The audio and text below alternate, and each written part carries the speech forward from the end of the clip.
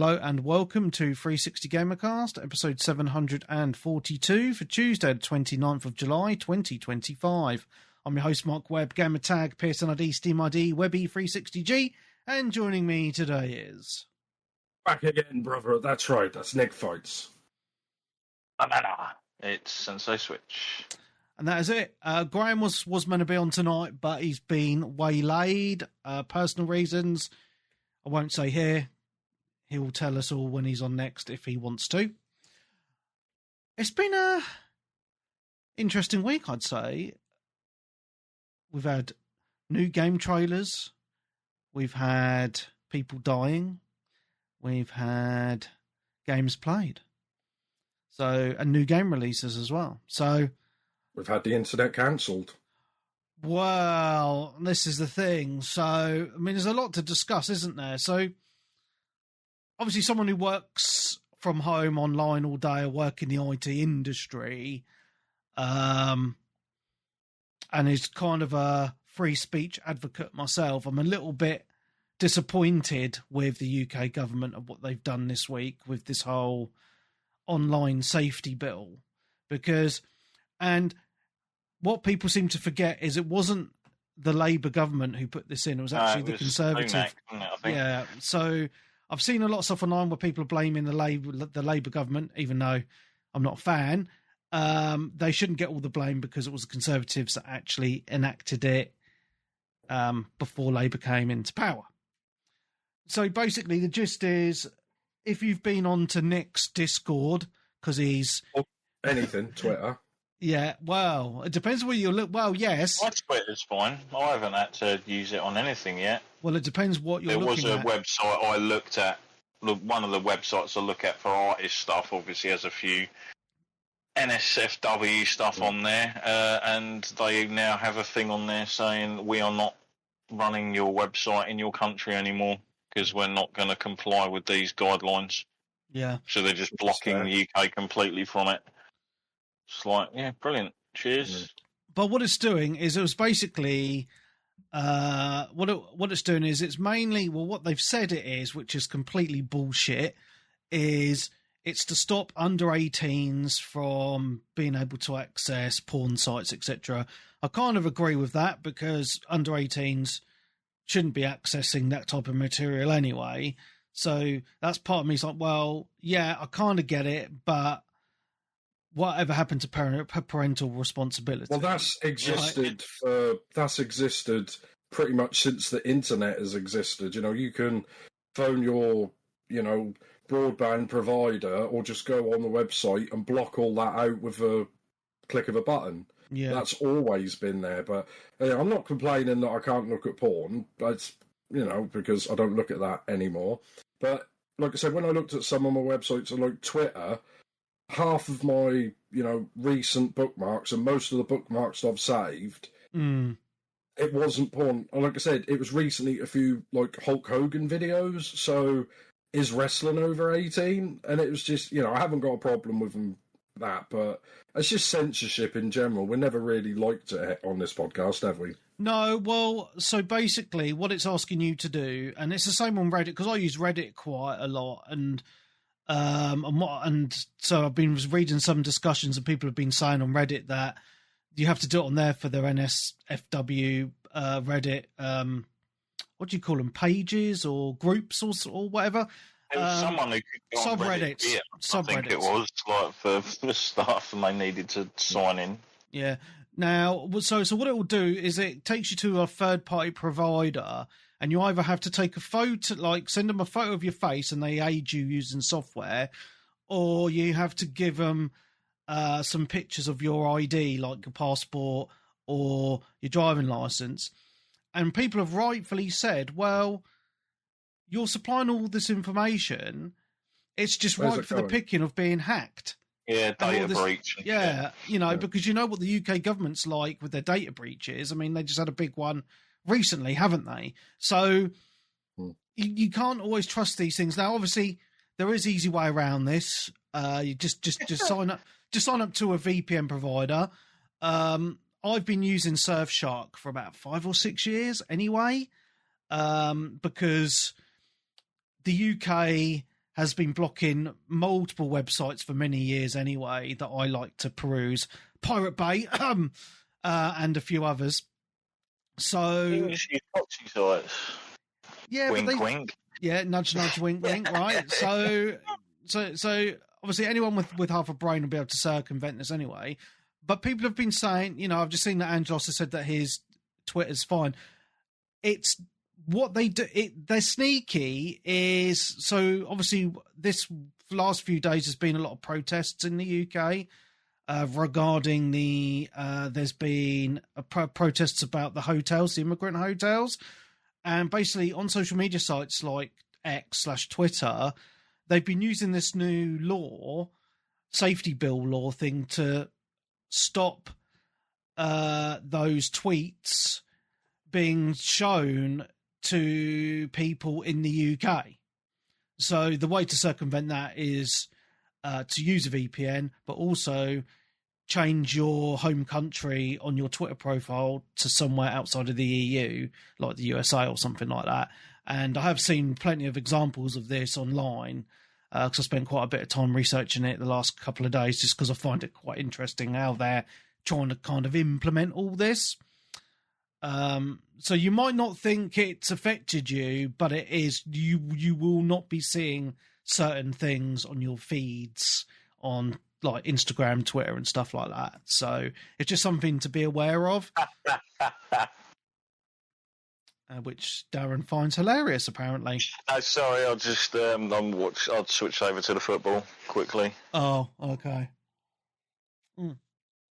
So but one thing, like, and I know this isn't really a gaming discussion, but part of my thought process bringing this into gaming discussion is these laws that they've implemented. I'm just pondering how that could affect games in the future, restrictions to certain maybe online things in games. So as an example, this isn't a UK thing, but I'm just thinking of an example that I've seen this week is I've been playing a lot of Test Drive Unlimited Solar Crown. They introduced the casino that they had in Test Drive Unlimited 2. And they did the same thing actually in Grand Theft Auto 5, which I've been reading, is depending on the country, the casino isn't available in over 60 countries because of that country's laws. And one of those is Australia, funnily enough, as well, even though there's loads of gambling in Australia, which I find really weird. So obviously countries' laws do affect games in some ways. And with Test Drive Unlimited Solar Crown, that means the car that you can win in the casino, people in 60 plus countries can't actually get that car as well. So that's kind of, similar in a way. Will they be? And another thing is on Steam. We talked about this last week. There's been a very high proliferation of porn games in the Steam catalog the last few years. Obviously, is this new online safety bill going to affect that? I don't know. So there's all these different things that you might think to yourself, wow, it won't affect me, I won't worry about it, but it might actually affect you going forward. And you might think to yourself, yeah, well, I'm over 18, it doesn't matter, I'll give these companies my ID, my face scan or whatever. But what it's actually doing, it's infringing on your freedom, right? Us oldies, we're all 40 plus now, eh, Nick? Hey, only by a week, sure. Yeah. But we've all grown up since we grew up kind of before the internet, and then we grew up as in was a thing, right? And so we'll remember a time when the internet was just a free for all, right? And over the years, the decades have gone by, and we've slowly seen the erosion of the freedoms of the internet as it's become more and more popular. And I kind of sat yesterday just thinking about, man, I miss the good old days of the internet where I could go on MSN Messenger, go onto Yahoo Pool or the chat rooms. It was just a kind of a new thing, and it was great. And now you look at the internet and you're like the UK in particular, we're becoming like China, where everything's just getting fucking just banned or filtered out, and then we're having to use VPNs to circumvent all this stuff that's being blocked. Now, as I said at the beginning, I don't think it's all a bad thing because, I don't think underage people should be getting access to certain websites, apps, etc. However,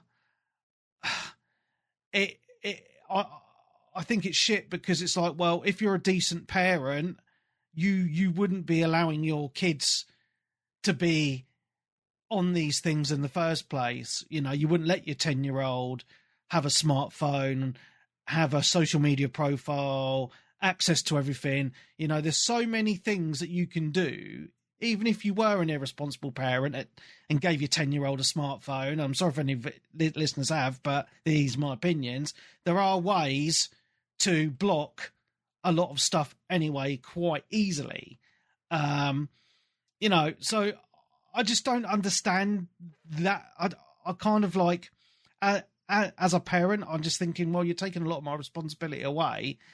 And you're affecting everybody. Just a question, though.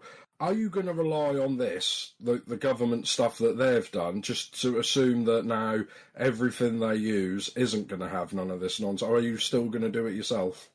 Well, I do it myself now anyway, right? Yeah. I mean, I saw a video where they were talking about, I can't remember what, I want to say that was Sky, but I'm not sure, where there was like an app and like the woman was using it, and on the app that had all the devices that were connected to her internet, and she could turn them on and off with a toggle and have an 18 filter all through her phone. And she did a thing where a kid, he was like, oh, it's just one more game. She's like, nope, you've got to do your homework.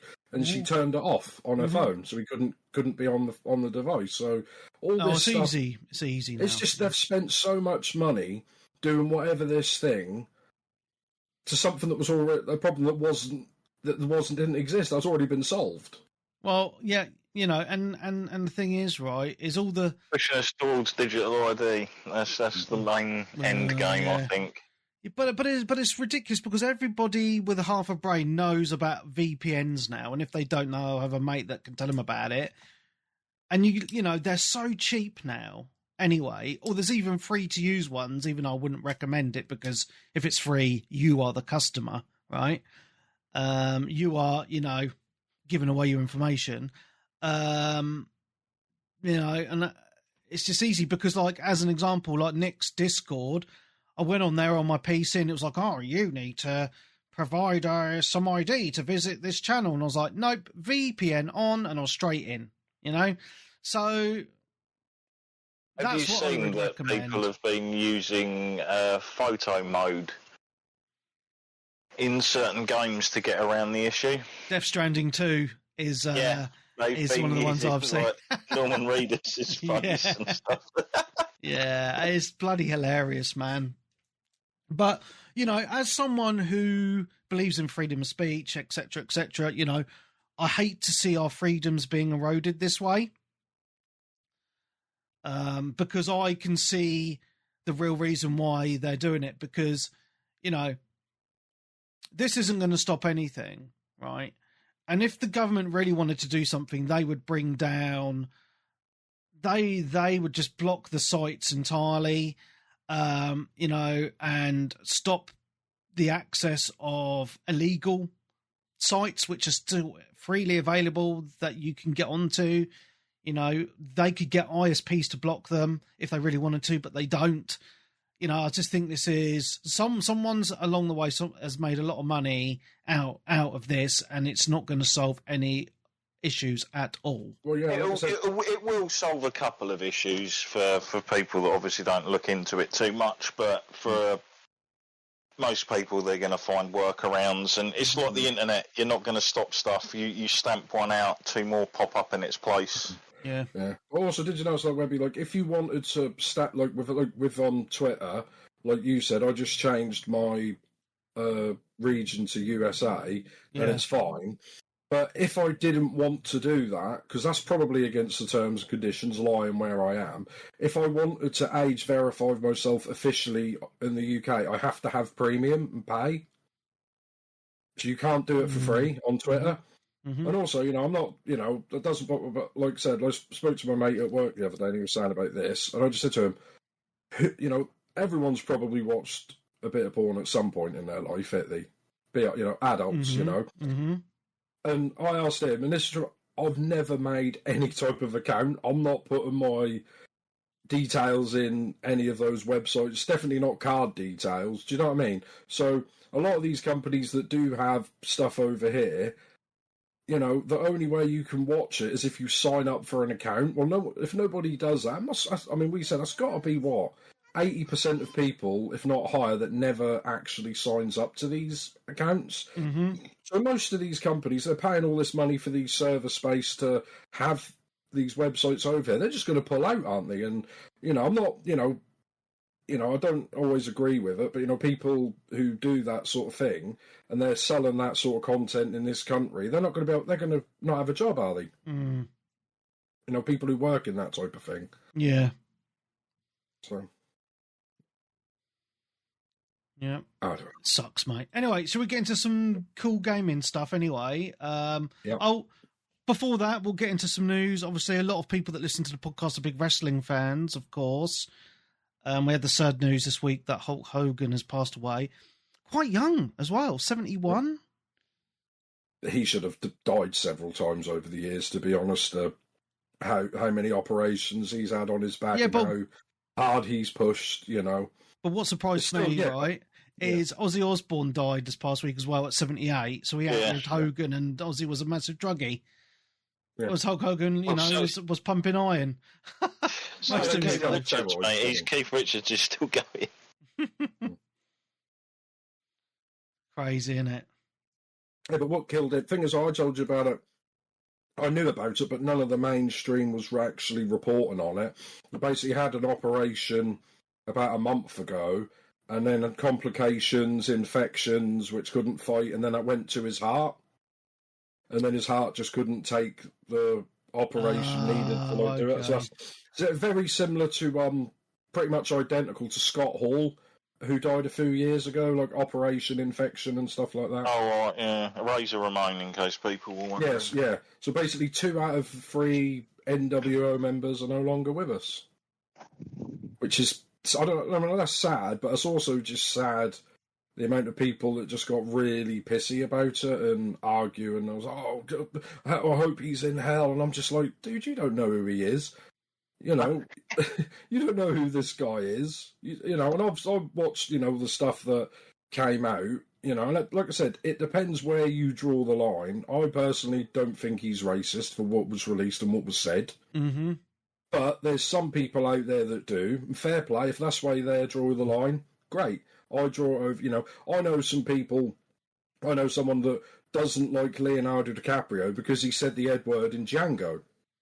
And he said, he's an actor. I know, but some people are like that. The same because Stone Cold Steve Austin said it in The Longest Yard with Adam Sandler, and a lot of companies won't touch him, and like his movie roles dried up after he said that just because he said it in a movie.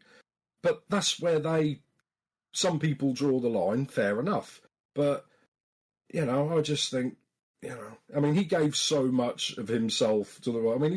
He's got to be one of the most known people on the planet. He basically he was the face of WWF. Well, yeah, he took it literally from Carney stuff to worldwide, didn't he? Obviously, there was a huge, amazing roster of wrestlers back in the 80s that helped pave the way. But out of most of the stars, everyone knew Hogan. You know what I mean? Yeah. But yeah, and like you said though, Webby, 70, but especially when you think of the size of the guy and how he kept in shape as well, you'd have thought he wouldn't have, gone with something like that. But yeah, very sad. Him, Ozzy, only because did he need to watch the show he did a couple of weeks ago as well? Yeah, Ozzy with the Black Stabbers thing. That was pretty good. I watched the highlights of his final tour or whatever it was in Birmingham or whatever. Yeah. Nice. Yeah, but it's just sad, man. Everyone's just dying around us, aren't they? Yeah. Good news though. Just want to talk about this quickly. I'm hyped for a game, and I know I shouldn't be. A new trailer for Battlefield 6 released this week. Oh mate, I think I watched this trailer about 4 times. There's something that I will say about EA and DICE. They do know how to make a good trailer to get you hyped up. Even if the game that comes out afterwards launches like a piece of shit, the trailer still manages to get you hyped every time. You know? Yeah. You know, after the launch of 2042, which launched like a bag of shit, and I have said on multiple occasions, it's great now. People have said, "Oh, you know, the next Battlefield, don't get it at launch because it'll be shit." I've watched this trailer and I'm like, I'm getting it day one, baby. And you'll be moaning about it again. Yeah. Fucking servers. Oh, mate. I tell you, it just... The trailer just looks so good. All the destruction of all the buildings. It looks like it's going kind of back to old school Battlefields again. I've watched a couple of leaked videos of closed alpha, and it looks very much like an old school Battlefield game with the destruction, which is cool, and the game modes like Conquest and stuff like that, which is good. Yeah, I'm hyped for it. Apparently there's going to be an open beta next week. That's what's rumoured, what I've seen online. So that's the best thing for them to do, is to do an open beta, get everyone to fucking hammer the servers. Yeah. Just so they're more prepared for launch. Yeah, I am. They just need to spend some money and not be stupid. And because I mean, like a lot of people said, I think you said it as well, Webby. Call of Duty's gone quite Fortnite-y the last couple of years. Yeah. Oh yeah. Yeah. You know, and stuff like that. So I think a lot of people have dropped off, and also the fact it's on Game Pass. So I don't think Call of Duty's as big, you know, as it was. It's still pretty big, but a lot of people that were on Call of Duty just are not bothering anymore and looking at other things. The few podcasts I listen to, like with the Americans, they're all gone off it and sick of it. So all Battlefield have got to do is just have a decent game that feels great. You know, don't take the piss. Just have it like 40 quid, 50 quid, whatever it costs. And just say, there's none of this online battle pass stuff. There's none of this crap. It's just, here it is. And this is what we're doing. You know, 20 quid for a map pack for the entire year. You'll get like 10 maps when you buy the game, and we're going to release another 10 over the course of 12 months. And people will be like, yeah, this is old school COD. We're back to what we liked. And people will lap it up, won't they? Well, this is the thing, right, is obviously Call of Duty is still super popular. You can't lie about that. It's huge, right? But the problem with it is, for us old school FPS gamers, I fucking detest all these stupid skins in COD. Like, I went back onto COD a couple of weeks ago because I still like to jump on with Colin and Peeves and have a laugh and stuff and shoot shit. But it's just the amount of silly skins now. Just added Beavis and fucking Butthead. Is it, you know? And you go back to like COD 4 on the Xbox 360, and it's never been a realistic game. It's been an arcadey first-person shooter, but it was all army guys and you're shooting shit. None of this, and it's just gone. It is just Fortnite in another skin now. That's all it is, and it's just not. It's just too much away from what it was back in the day originally. Whereas with Battlefield, if they get it right with the classes, they don't have any silly characters in it. You know they're going to have a season pass, mate. Every game's going to have a season pass. But if they get like that main thing right with character classes, no silly skins, it's all like army. You look like a proper army dude. It looks like it's got a campaign again, which is something that was massively missing from 2042. If they do this right, you know, they could be onto a winner here. But it needs to launch right. It can't be broken, because this is a problem with 2042. It's been tarred with that brush because, as I say, it's a great game now. It's a lot of fun. They've remade loads of the old maps from 3 and 4. They've got Battlefield 3 and 4 game modes in there, which I was playing this week and has so much fun. And they actually reintroduced the old class system and all that in these modes, but hardly any fuckers playing it because it launched like shit and no one wants to go back and give it another shot. So, you know, they really need to be careful, EA and DICE, with this, because it could be the best thing ever or a load of shite. And I'm hoping it's great. I really am. I am rooting for this. Every time a Battlefield has come out and done the old, here we go, finally COD's got some competition this year. I've always been rooting for them because I think it is good to have a bit of competition rather than just have like one game run away with the entire thing. Yeah. Sort of a thing. And yeah, they haven't had the greatest track record because whenever they've had an opening, they failed to take the shot. 100%. They're about as good 100%. as female penalties at a fucking football game. Yeah. Yeah. Did the women? I'll take it the women won the game though, didn't they? Yeah, I think they got through on penalties, or they won on penalties. Yeah, they should have been knocked out a couple of games ago. But again, it was like I've seen fucking 5-year-old fucking games with better penalty kicks than that fucking game against Sweden or whatever it was. Like Jesus. Well, a couple of good saves in there. I'm not going to take it away, but. They seem to. I've seen more shots missed and saved than actually scored when it comes to the penalty kicks. I mean, I'm on a football podcast. I think we didn't say too much about it really, but I just think if they spent more time practicing and growing women's football and getting better at it, and trying to get better sponsorships and that, than complaining they're not getting played the same as men, it'd be a lot better thing to watch. I'm not going to even comment, mate. I'm already getting shit on Twitter for my meme. Yeah, but that's what you wanted. Yeah, it's just fun. People don't have sense of humour. But anyway, back to Battlefield. So these are the rumours, right? Off the top of my head, it's got a single player campaign, which is really needed to sell more units. It's got a lot of the old game modes and the multiplayer. There's going to be new ones. There's going to be a multiplayer reveal on the 31st of the month, and rumours that there's going to be a weeks-long open beta announced on that date. A short while after the game is released, they're going to be launching a free-to-play Battle Royale mode as well. So it'll be interesting to see how that fares in this day and age where everything's a fucking Battle Royale. So yeah, it'd be interesting to see all that. But obviously, the thing that's got me excited for it is they're bringing back all that old destruction, right, of the buildings. From watching the gameplay, if you play as a team properly, you can actually, when you're healing people in the old Battlefield games, I know Clarkey loves to do this.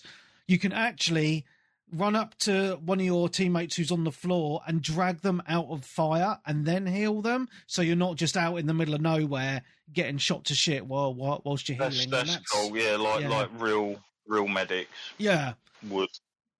Yeah, so, they've added a bit more realism to it as well. So, as I say, it's, I'm excited for this. I think it's got all the elements that make it look very promising to me.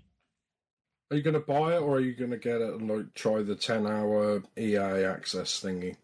Well, obviously, with Game Pass, we get the 10-hour trial anyway, right? So be silly not to use it and then make a decision on a purchase from that. But, and that's actually quite a positive for EA, because that 10-hour trial for F1 25 for me this year, I used that and then I bought the game off the back of it, even though I know it's going to come to Game Pass next year.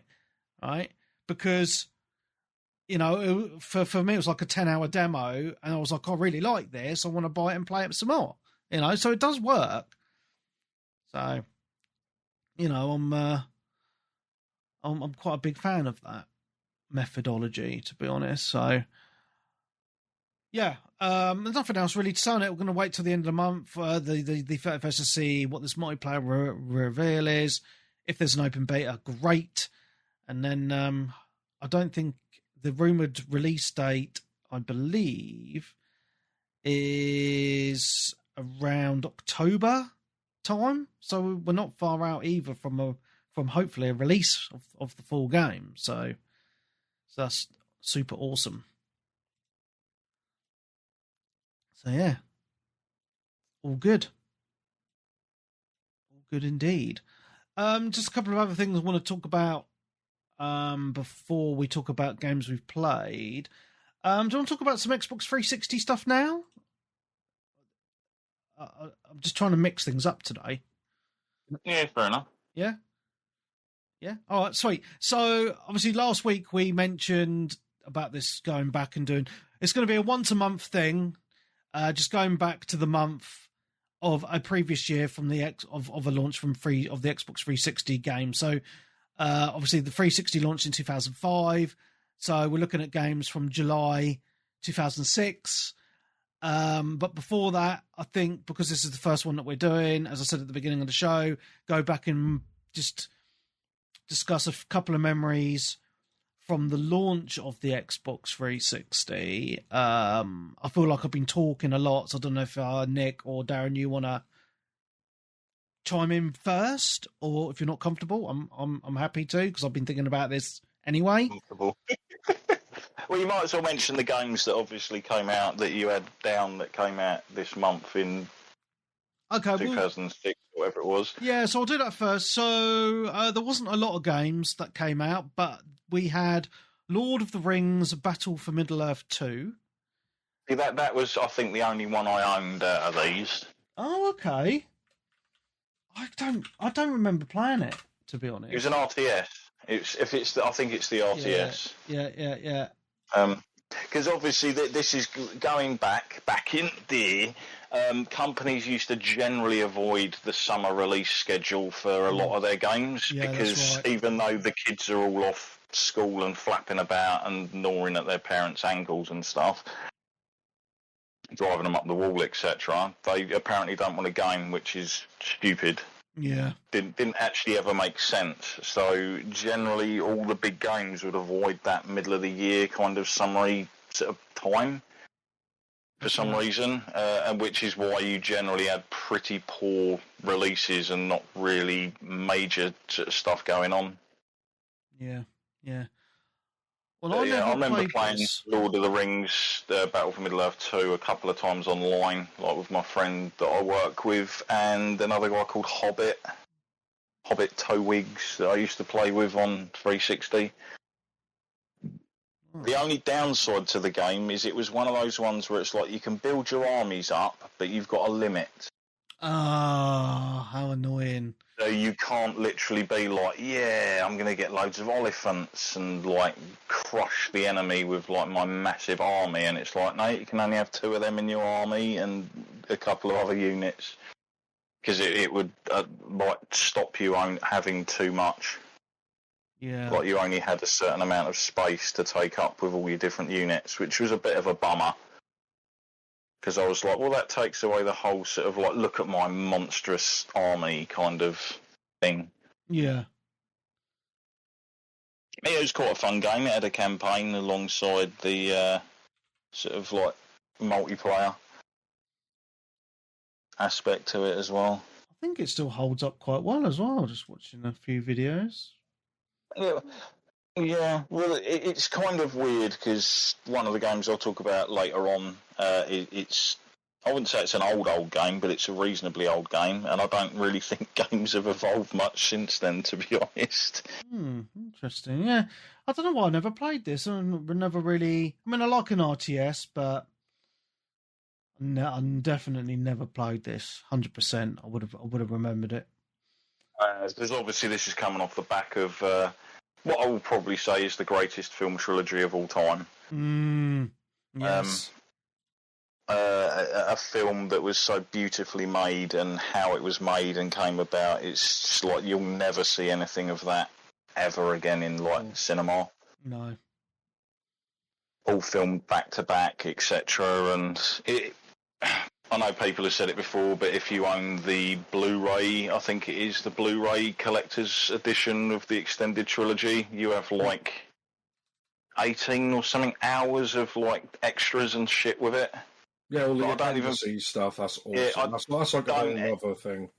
Yeah, I don't even think many films nowadays come with like making ofs and stuff, especially not as extensive as those. Like you had like complete discs on like the makeup and sound design and creating the costumes and all that kind of stuff. I mean, the not being behind the funny, scenes cast movies interviews. released over the last like 10 or 15 years, would anybody care enough to want to watch something like that? Well, they've all got Pedro Pascal in, haven't they?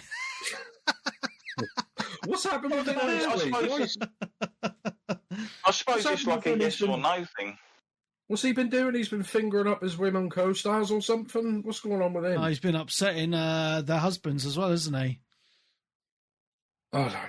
Yeah. He's been like hugging them on the red carpet or something, and they've said all of a sudden he's interfering with them. I'm like, what? He's a wrong one. Anyway, sorry, Darren, we interrupted you. Yeah, no, that's fine. But yeah, obviously the game came off the back of the films and the huge popularity, etc. So I think it did reasonably well, but they haven't released any more since then. I think the second game was like the last one they made. More people seem to remember the actual games based on the films, which I think were released by EA.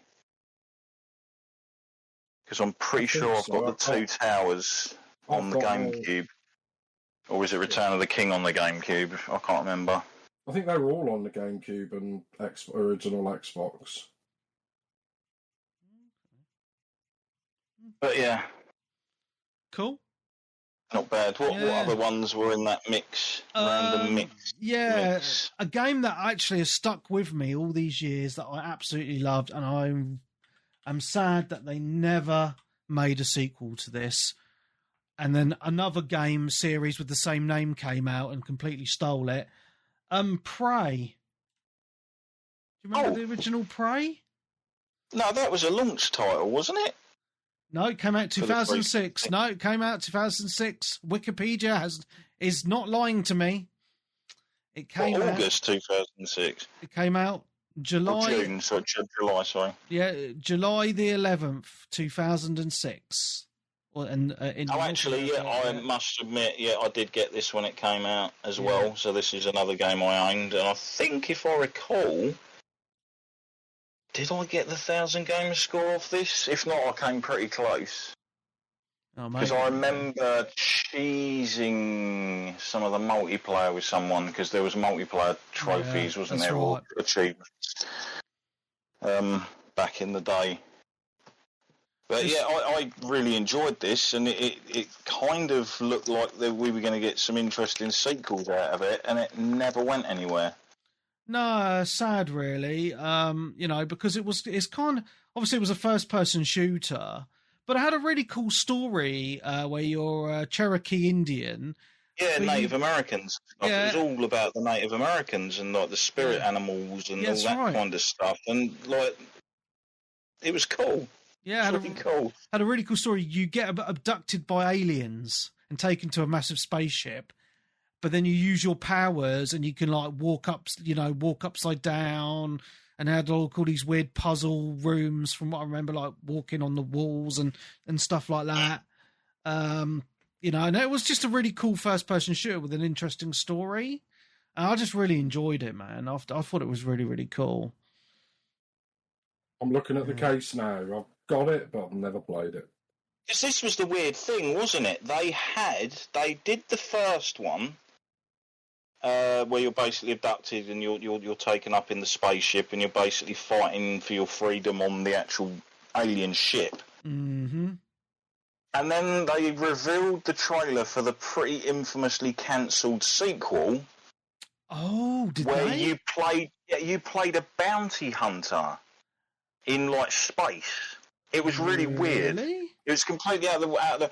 You can probably look up some details for it, but yeah, it was shown off, and a load of people were like, "Oh, this is really different from the first one. It looks almost like sort of like something you'd expect from Star Wars, not Prey."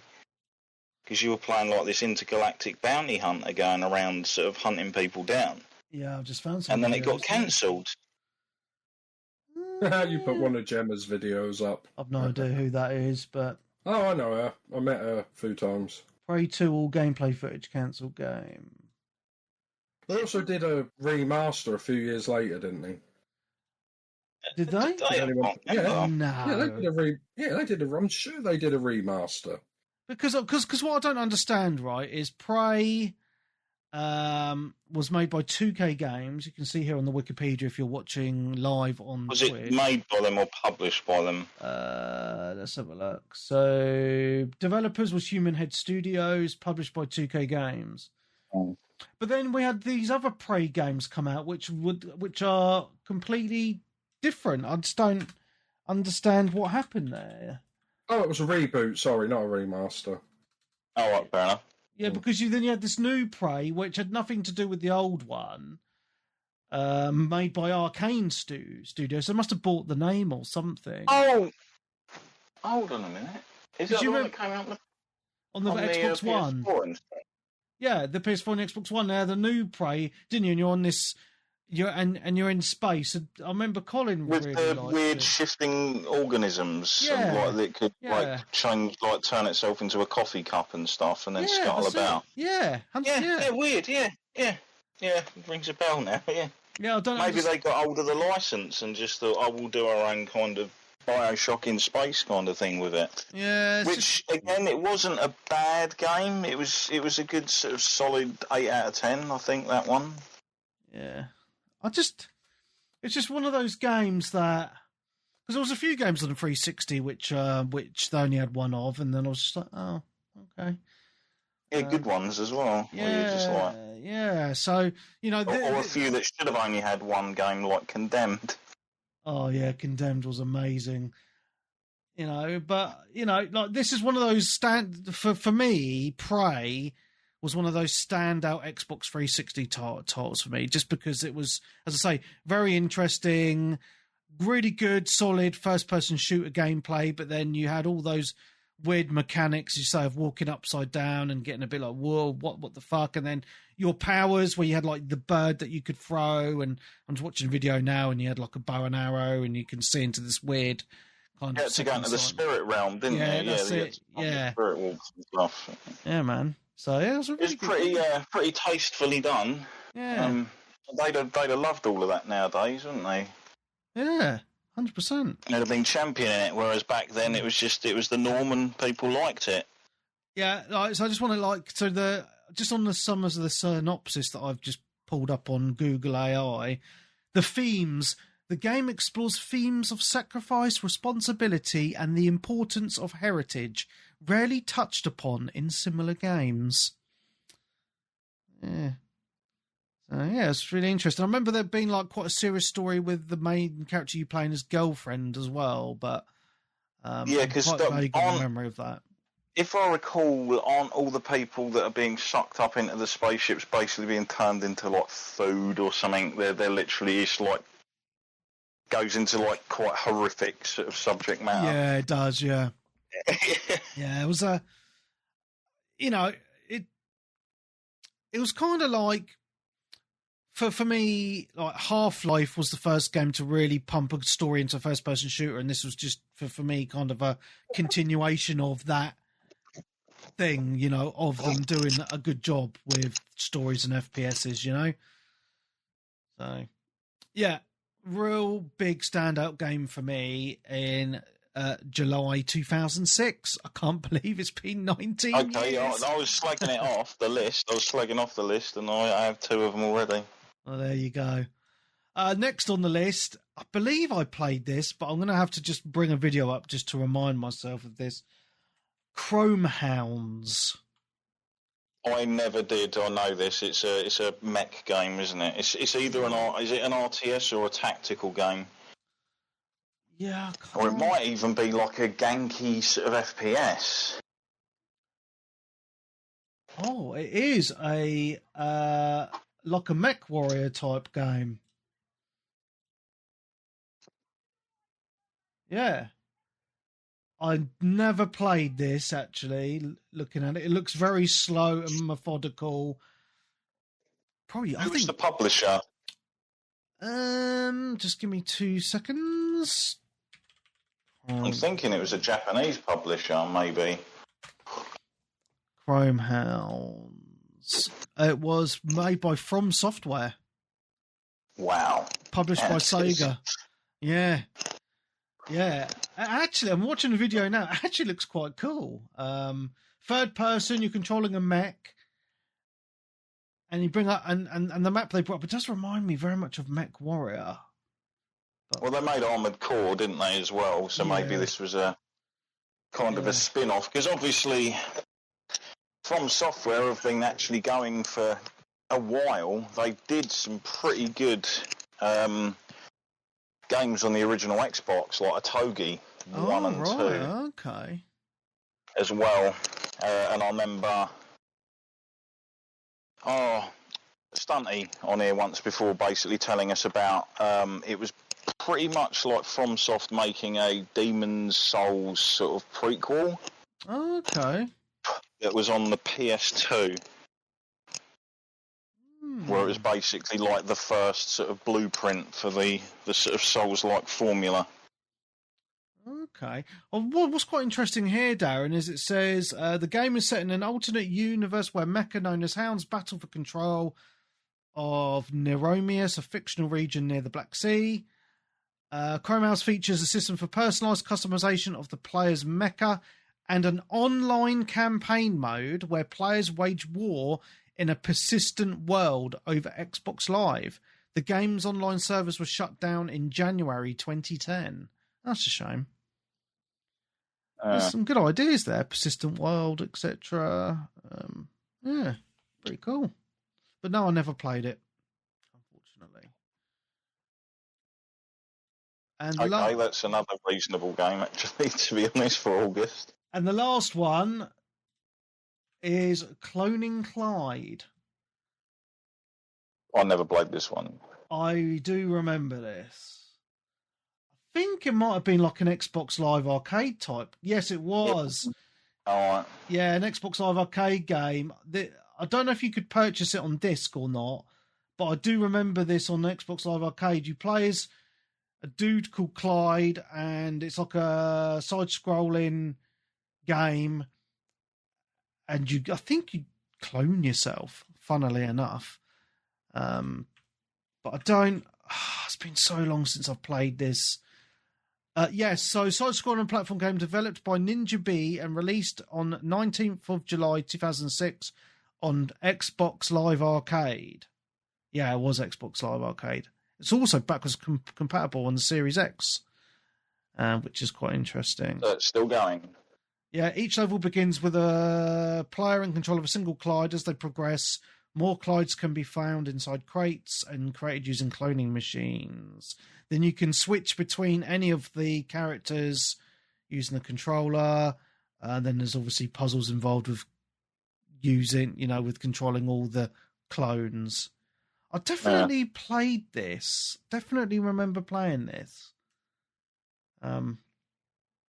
Yeah, obviously those were the very early days of Xbox Live Arcade in 2006. But yeah, those were all the games that I could find that were released July 2006 on the Xbox 360. Like I say, like most publishers seem to avoid that sort of summer period. Yeah, that's right, yeah. Until a certain game told them it was a viable option. Yeah. But I think that was an August release.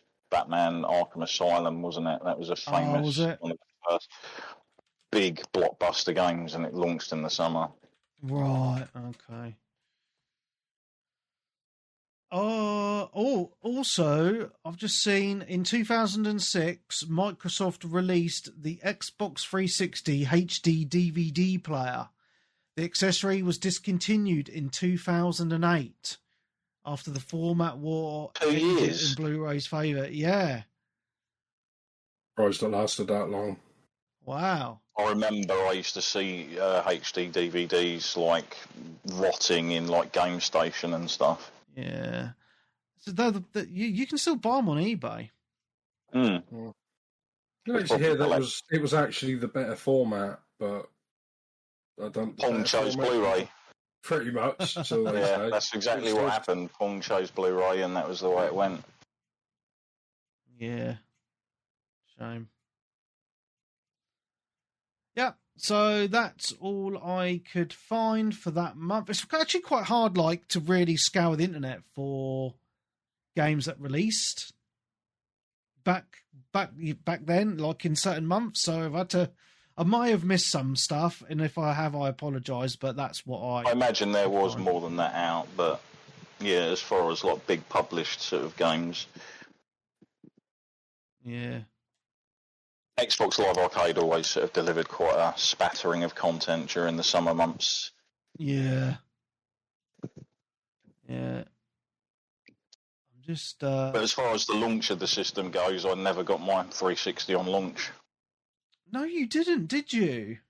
No, I picked it up in March when Dead or Alive 4 came out. Got out the following Christmas, after Gears of War came out. Which was nice, because I got it with, I think, Dead or Alive 4 Condemned, and obviously Call of Duty 2, which was the big game that sort of, like, got me to buy the system, and to be honest. Yeah, I got it with that as well. I remember... Look at the smoke grenade effects, they're so good. I mean, I remember the 360 launch very well, because I remember I've told the story so many times. I'll just tell it quickly. I pre-ordered my 360 on play.com. Remember that website? Yep. And then literally a couple of days before the 360 was going to come out, I had an email saying that they couldn't fulfill my pre-order, even though I pre-ordered it the day the pre-orders went out, blah, blah, blah. Anyway, so I ended up queuing up at Tesco's for the midnight launch, and they only got 5 Xboxes in, and I was third in the queue. So I was quite happy, but they had 4 with the hard drive and 1 without the hard drive. Obviously, I got the one with the Xbox Arcade, as it was known then. Yeah, so, and my launch games that I purchased was Condemned, and I think Project Gotham. They had a Project Gotham on launch, I believe. Yeah, Project Gotham and... Project Gotham 3 and Ridge Racer 6. Oh, okay, cool. Yeah. Did any of you get King Kong? I did get that, but not on launch day. I did play it for the 1000G. For the 1000G, yeah. Because even like as soon as the 360 launched, I did become a Chivo whore. Speaking of Chivo whores, I've mentioned this before, but Condemned was never a 1000G game. It was a 970 gamer score total for some random reason, and I think it might be one of the only games that's under 1,000 gamer score for the actual retail. Wow. Because arcade games were capped at 200G, weren't they, as well back then? They were, yes. Yeah. Which made sense because of the the price of the game compared to the price of a boxed retail full release, sort of big release. Yeah. Yeah, so anyway, the launch titles for the 360, and I think I've played most of these, was Amped 3, Call of Duty 2, which was awesome. Really enjoyed that one. Condemned, FIFA 06, Gun, Madden NFL 06, NBA. Oh, Gun, yeah, which was also out on the normal Xbox and stuff at the same time, wasn't it? It was just like a better version. Yeah. I think a lot of these were on both. Yeah. COD wasn't, though, because I think wasn't Call of Duty called like the big red one or something on the previous generation. Yeah. No, I mean, I think Call of Duty 2 was out on PC almost a full year before it came to 360. But I remember what sold me in COD 2 was you'd go into like game shops and stuff, and they'd have the 360 booths up, and COD 2 was always the game that they had shown or that you could play like a demo of. And I was like, wow, this looks amazing, you know? And then we had NHL 2K6 Perfect Dark Zero. Uh-oh. Yeah. All I remember is watching videos on that, and they kept, look at these walls. Look how realistic the bricks look. I was like, shame it was an average game at best. Plus another one of those tight games that even if you completed the game, you got maybe 10 or 20. Yeah, and the rest of it was in multiplayer, wasn't it? The achievements. And nobody was online. Which was a bonus because a lot of the guys I ended up playing games with on Graw later on in the 360's life cycle, they'd all met up playing multiplayer on Perfect Dark beforehand, and they all moved over onto Graw, and then me and my mates bumped into them, and it sort of like all merged from that. Awesome. Project Gotham 3, King Kong, Quake 4, Ridge Racer 6, Tiger Woods Golf 06, Tony Hawk's American Wasteland. Cameo's not on this list I've got on this website. Yeah, that's weird. Yeah, I'm pretty sure that being was launched. Title. Yeah, I'm sure it was. I thought it came out about a week later or something. Oh, maybe. Okay. I remember Cameo being like, I've been blown away by that. That was fucking awesome. This is actually, when you think about it, quite a big list of games like launching for a system. Yeah, man. Yeah, for sure. Yeah, there's some good games there as well. Project Gotham. Oh, I fucking miss the Project Gotham series so much. But also, Xbox Live Arcade launched on launch day, apparently, on the 360. I don't actually quite remember it on day one, but this is making me remember slightly. Bejeweled 2. Now, I remember playing Bejeweled 2. Geometry Wars Retro Evolved, which still a great game even now. Yeah, that was a big hit, wasn't it? Yeah. And Gauntlet. Sorry. Oh, yeah. Gauntlet, yeah, that's not bad. I was remembering, didn't Hexic come installed on the system? Oh, yes, I loved Hexic HD. Fucking played that so much. Yeah, Webby.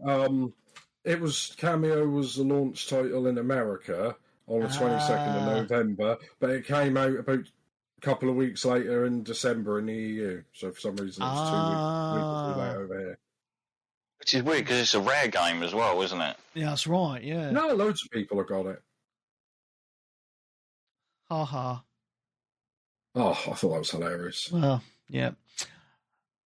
And then, yeah, those were the launch games for the 360 anyway, and I think that was actually a pretty solid launch, really.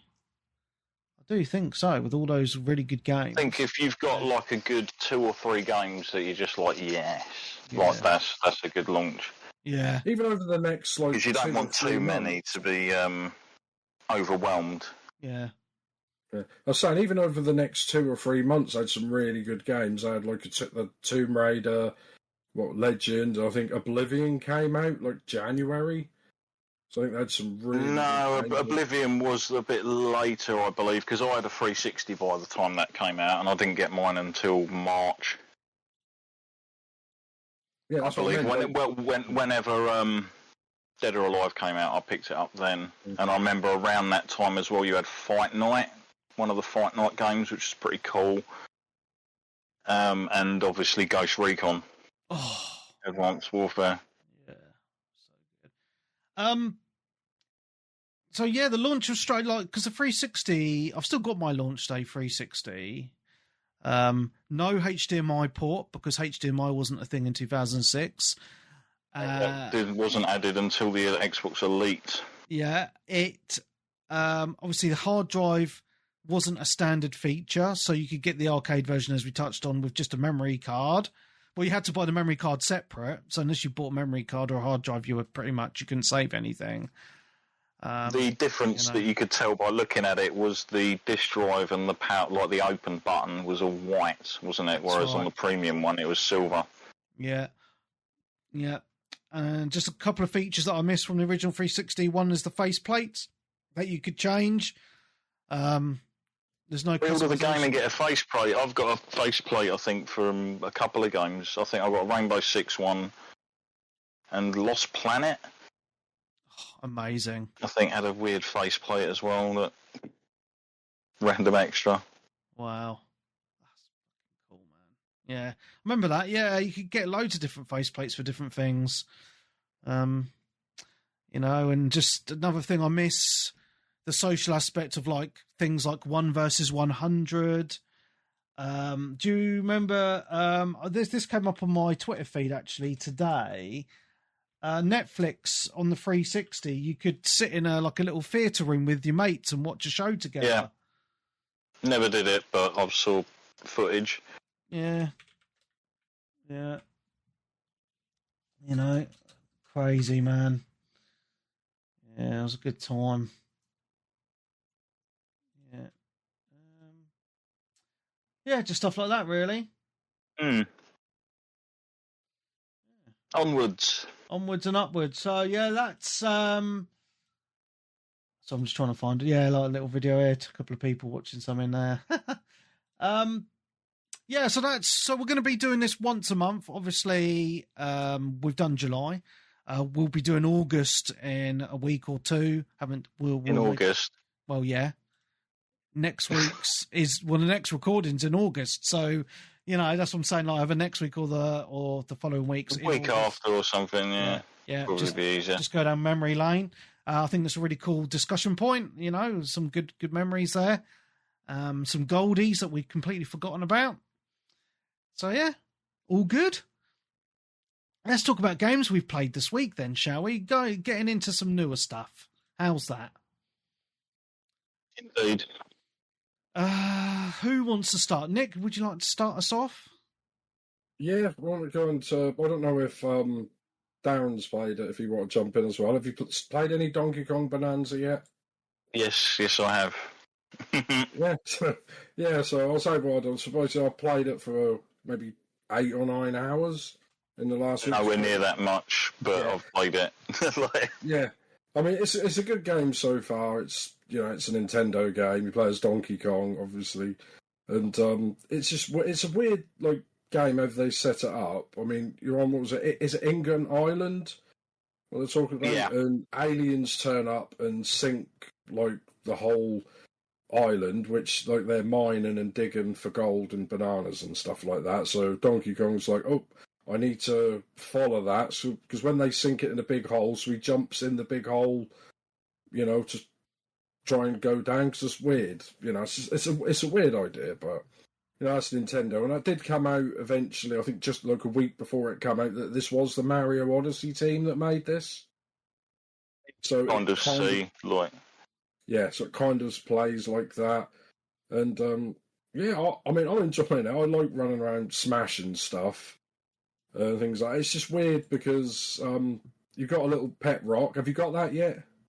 I've just got Yeah, well, you get a pet rock for some reason that talks to you. Yeah, they've spoiled it all with the trailers. Yeah, they spoiled it with the trailer. And for some reason, about half an hour later, the rock turns into Pauline from Mario Odyssey, but a younger version of her for some reason. I'm not sure why. It could be in an earlier timeline. Mate, I don't think from Odyssey. Nintendo have timelines. Yeah. I don't want a timeline in it. That's giving them too much, Oh, it makes sense because none of this makes sense. It's. I mean, I've seen people. I mean, you had her up on there earlier, Webby, that Gemma. People are complaining because for some reason, a lot of the YouTube community are really hating on Switch. For some reason, I was like, well, why'd you buy it then? I keep seeing the weird sort of hatred against it, and I'm just like, why? Yeah. It's a good system. The Switch was a good system.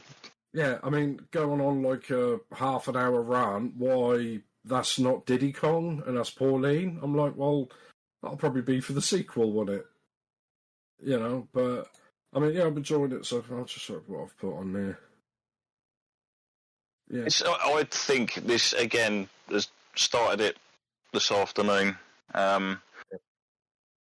It's got beautiful production value, I will say. The whole thing looks extremely crisp and colourful.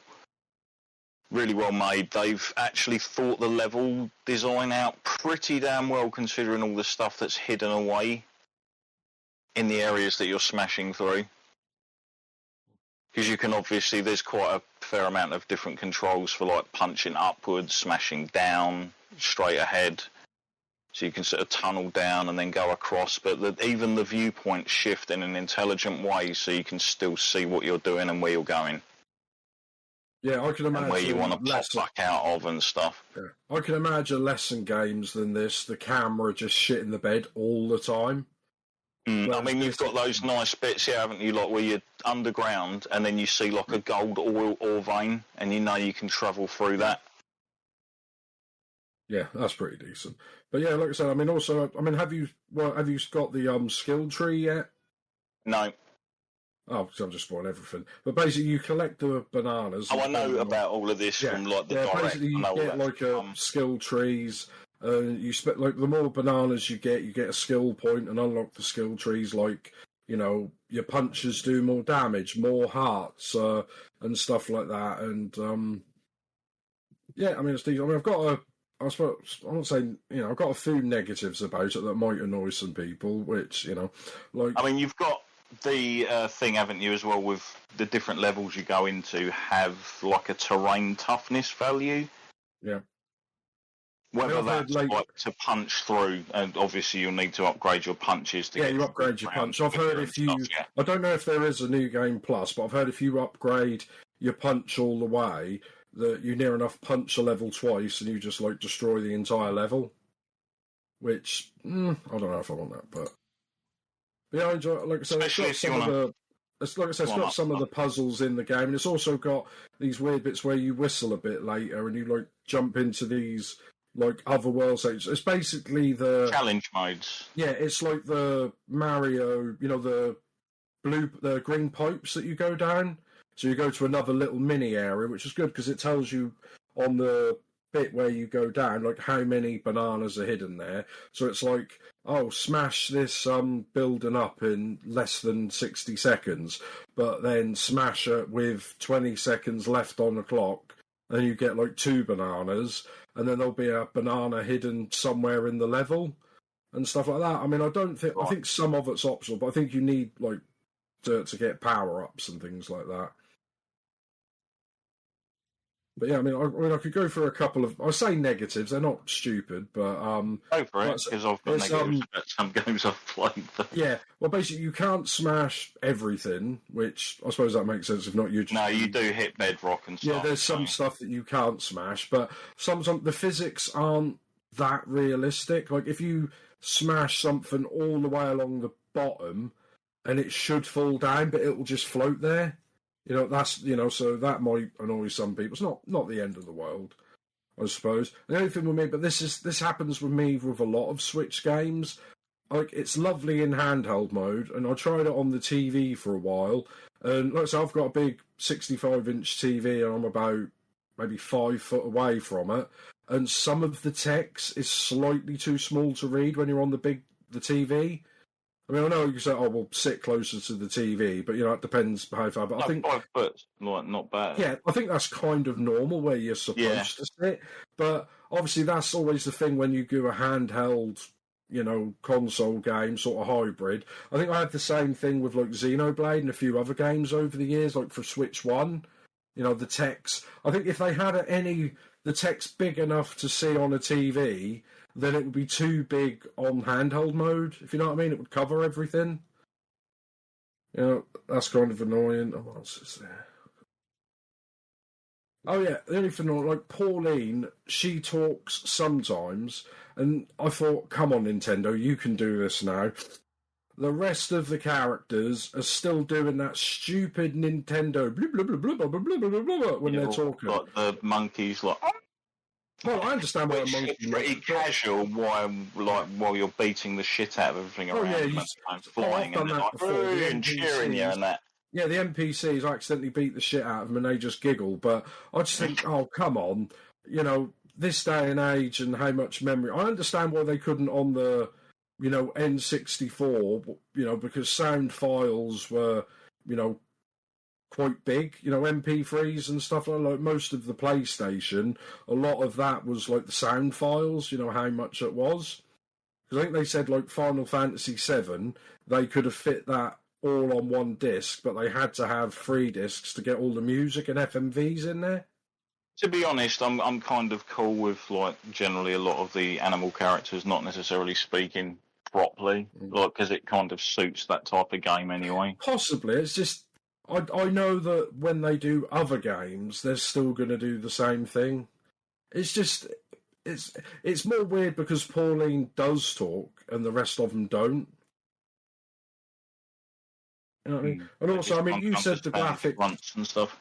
I mean, you said the graphics. I think the graphics are okay in that Nintendo style. Do you know what I mean? But when you look at, like I said, for what they are, like the actual sort of the character models and everything. Like when I was coming out of the water, and I left him for just a brief second, and he started shaking himself off.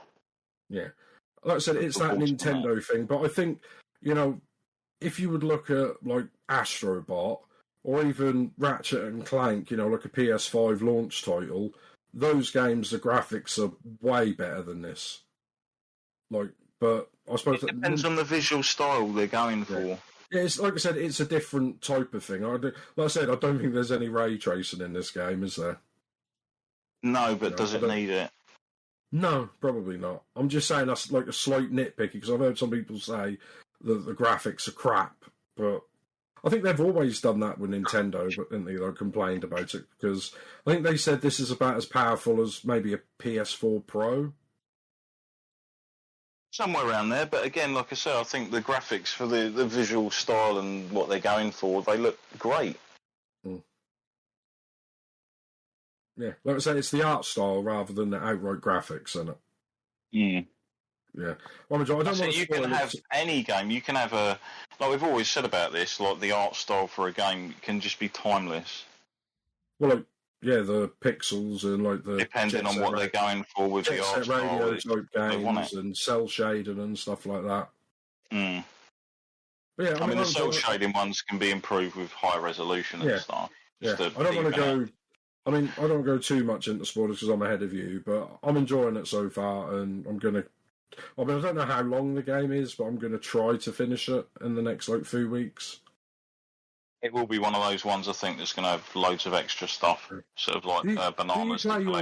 Do you play your Switch and switch to just handheld, or do you actually play it on the TV and handheld? Oh no, I've been playing it on the TV mainly. Yeah, but with the whole and it was controller. Yeah, no, I've been using the thingy controller. The Pro, is it the Pro controller? I can't remember what they call it. The Nintendo Switch 2 controller thing. Yeah, the new one. That's really nice, isn't it? The new. Yeah, it's a nice. It definitely feels a lot better to play Donkey Kong with that because I've tried it with both. Yeah, the only thing is a bit sometimes because you hold the in handheld mode. I sometimes accidentally keep whistling when I'm not supposed to because you press the R button to stamp to pick everything up, don't you? And then the L, which he whistles, and the other will whistle, and you follow the note so it tells you where to go. I mean, you know how much I like something telling me where to go nice and easily because I get lost easily. Yeah, but sometimes and a bit later, it's you actually have to press both buttons at the same time, and I sometimes accidentally keep pressing that. But yeah, that's good. I mean, I'm not expecting any major reveals. I don't think there's going to be Ares getting killed or anything like that in a Nintendo game, is the story wise. I think the story is the gameplay and the puzzles in it. Oh yeah, it's just that it's like I say, it's just Nintendo doing what it does best. Yeah, I mean DK is quite funny. Yeah, maybe. DK is quite funny. I mean, every time, and I said it last week, I think you said it at the start, when he get it and you just hear the little jingle. I mean, the music's brilliant in it. I find myself keep whistling the music and stuff, and every time he gets it, you hear the little drum beats. It's like banana. And every time I get a banana and he says it, I say it as well, banana, and the girlfriend's like, shut up. You were right about my screen as well. When you mentioned that, I did check, and for some reason, the default it was set to 97% screen size. Yeah, did you work that out? Yeah. Yeah, I just popped it up, to the full screen, and the borders all disappeared. They were only slight, but again, they didn't really super bother me because they weren't that big. But getting rid of them was awesome. Yeah, and I don't know what's next. I mean, I suppose the next one is Pokemon towards Christmas. And I don't know about Metroid, because I know Metroid 4 is supposed to be out, but they haven't put a date on it yet, have they? I'm thinking if this isn't a winter this year, it'll be a spring next year. Yeah, I think that's why when they've said they haven't put an actual date on it, it's going to get delayed, isn't it? Again. I mean, I think they're working it out. I mean, I imagine they probably wanted Donkey Kong originally to be a launch title. Well, they just staggered them, didn't they? But it I mean, like I said, done. They're going to do as much as what they did with Switch 1 on Switch 2, aren't they? You know, I think Switch 1 came out with Zelda, and then about a couple of months later, Mario Kart, and then towards Christmas they had like Mario Odyssey and a Pokemon game. So, you know, like I said, what would they have sold more copies if they'd have brought them both out on launch? I think I think people would have then. Oh, do I get Mario Kart or Donkey Kong? Yeah, exactly. Yeah, you're talking about pretty much the same audience. Yeah, the people that would buy them. Yeah, now people are like, oh, I played Mario Kart for a month. Oh, Donkey Kong's out a month later. Oh, I'll get that. Yeah, it does work like that as well, strategically. Just on another note, just thanks to What's My Tag for sharing a rumour on the Discord group just now. Apparently the Battlefield 6 Battle Royale map has been leaked. Take this as a rumour. Looks quite big. It has a golf resort, a city street, some docks, a valley, a marina. Looks quite interesting. I'll put a link. Well, if you go into the Discord and go into the Battlefield chat room, you'll see all the links there. Take it with a pinch of salt, as I say, because, you know, it could just be someone's made this up, but I just thought that was quite interesting. Apparently the Battle Royales might release beginning of next year for Battlefield 6. But yeah, cheers for that, mate. Always a little bit of a rumour is always good fun to have and discuss. Yeah, cool. You played anything, Darren? Apart from Donkey Kong? I've played a few things. So I'll start by talking about it. It's an old game, and I know maybe both of you have played this. Oh. Control. Yes. Yes, very good game. I played the Ultimate Edition a few years later. That is the version I was playing, yeah, the sort of PS5 Ultimate Edition. I picked it up for like £8 or something ridiculous. Yeah. Wow. And it's kind of a game that could come out today. It is, even though it's like, what, 5 years old now? It's 5 or 6 years old, I think. I really like the idea behind, obviously, that game and kind of what they're trying to create in the Alan Wake sort of world, as it were, sort of universe. Because I remember when I was playing through Alan Wake 2, I mentioned a few characters and people were like, yeah, he appears in Control, actually. That was the first one he appeared in. The janitor character. Yeah. What? Yeah, I couldn't remember him when I played Alan Wake 2. Yeah, I remember. And because he's one of the biggest characters in one of the points. Yeah, they're talking in one of the DLCs. It actually deals with Alan Wake. Yeah, I never played that DLC. It talks about the altered world event that happened at Cauldron Lake. And you're speaking to the janitor character, and obviously it's about the darkness in this bit. It's kind of merged into what's going on in the control center, this old house, or whatever it's called, the first house. Right. And it says about the darkness, and the janitor says, like, oh, if you haven't got any lights, you could just wrap yourself in Christmas lights, maybe. Yeah, brilliant. Yeah. It's like Barry. a little nod, sort of mentioning that and everything. And I noticed when I'm going through, because in this ancient house that the whole game takes place in, the thought process and ideas for this game are really good. In the fact that this is like an ancient office building, like a big bureau, that's like completely paranormal and it's hidden from the naked eye. People don't know it's there. Yeah, it's weird, isn't it? Yeah. And obviously inside they study all these occult sort of items or objects of power, as they call them, that have been inhabited by spirits from another realm, etc. And again, they tie into all of this again with Alan Wake 2.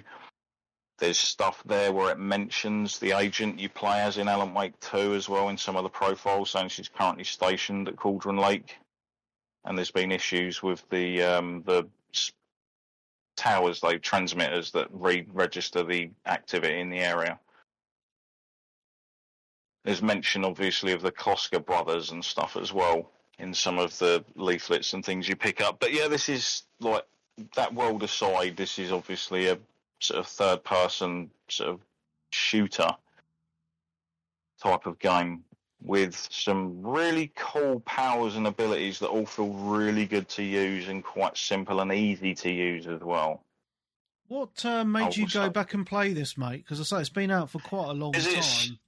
Yeah, like I say, I picked it up cheap, and I think I just had an afternoon, and you know when you have that itch, and you just like, I fancy sticking like a good 2-3 hours into a game that I know I'm going to kind of enjoy, and I've always wanted to try out, and I just looked at my rack, and started from A, worked down, and was like, Control, yes, let's give that a bash. And how are you getting on with the map? Oh, I've completely platinumed the game, and like basically finished the whole thing. Wow. I powered it. Wow. Over a couple of days. It was just kind of, it's balls hard, I will say, at places. Some places. But I know when I got this, I remember I talked about it a few years ago, like, you can't play it like a cover shooter, like a tactical cover shooter. You have to actually, run I started playing it as a cover shooter, like taking I did. behind covers and stuff, but then you get to the classic thing. I will say it's kind of a good thing, but annoying as well. This is almost a rogues gallery of some of the most frustratingly annoying enemies you can come across in a game. Oh, and some awful jumping sections. Yeah, sort of, but levitate makes all that easy. Yeah.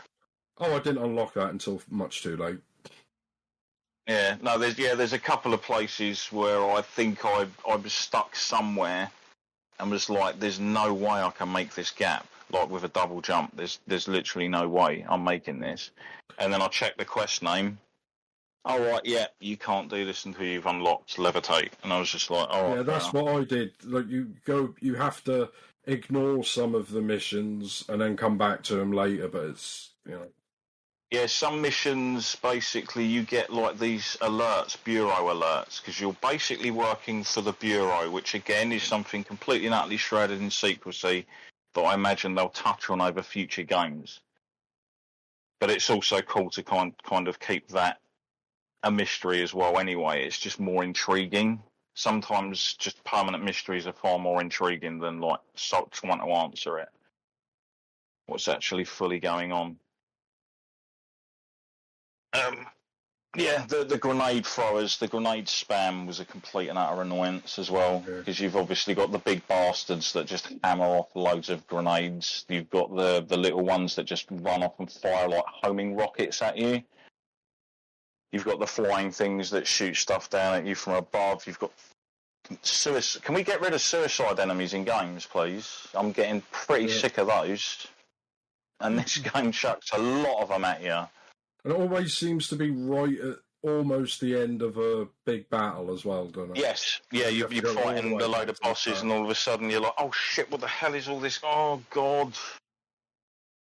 But yeah, you've got plenty of upgrades. You can upgrade your gun to obviously all these different types of forms that do different damage to enemies, and you unlock perks that you can slot into those guns and level them up to be able to put more perks into them and stuff. There's a lot there, but it is a nice sort of like sliced game. And I noticed with the tie-ins as well, you go at one point to a hotel that you're never explained where it is.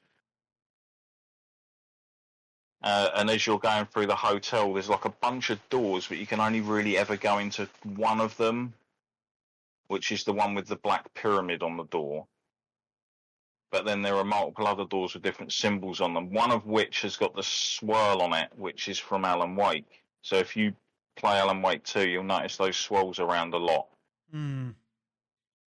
And there's a point in the DLC where you do actually get to go in there and see like a cutscene with the actual actor that I think ended up playing Alan Wake in the second game as well. Oh, nice. Sort of talking, because they kind of blend a lot of mediums into these games, which keeps them kind of interesting. Yeah. They merge, obviously, media, skits, advertisements, a bit like the way that there was the famous, was it Super Baseball Bat Boy or something that was on the TVs in Max Payne? Oh, back in the day. Oh, Jesus. You had the little TV show that used to be on in certain parts, and obviously in this you've got like the Threshold Kids videos, you've got the stuff with Dr. Darling, and he at one point he does like a weird musical number as well. And there was that kind of cool scene where you're walking through a room that's constantly shifting and changing, like the building itself does, but this is like a maze. But you're listening to music on headphones, which is, I think, from the Old Gods of Asgard. Oh, wicked! That's as you're going through it. It's like I say, it's such an interesting and well thought out sort of universe that they could take this kind of thing in all so many different sort of weird directions. Because I'm trying to remember at the end of one of the DLCs for Alan Wake 2, it was the one where you play as Officer Estevez, basically going through almost like a control level event in the facility based at Cauldron Lake. Oh, okay. Which someone else used to be a director of, who I think is now mentioned being dead, obviously, throughout lore and Control and stuff. But if you do a certain thing in that, you're teleported to someone inside one of those, and it's actually, come to think of it, you're pulling on the string 3 times. So I don't know if you remember that, to speak or have the building change, you pull like a light cord 3 times. Oh, yes. It's been so long since I played it. Transports you, So that actually makes an appearance in Alan Wake 2. And you're teleported in front of a cage of a guy who's basically locked up, and he starts talking to you about stuff at one of the houses. Right. Somewhere, some event or something that's going on. And I'm trying to remember if that's actually to do with her brother, because she's originally there, like Jessie's looking for her brother. That's why she goes to this bureau in the first place. Ah. Very cool, mate. It's good to go back to older games, isn't it? So sometimes, yeah, like I said, and it was fun, and it felt to me timeless in the fact that this could have come out this week. Yeah, it still holds up. Like it still holds up really well. The gameplay's tight. The environments are kind of fun and interesting to go through as well. Yeah, nice. Decent sort of amount.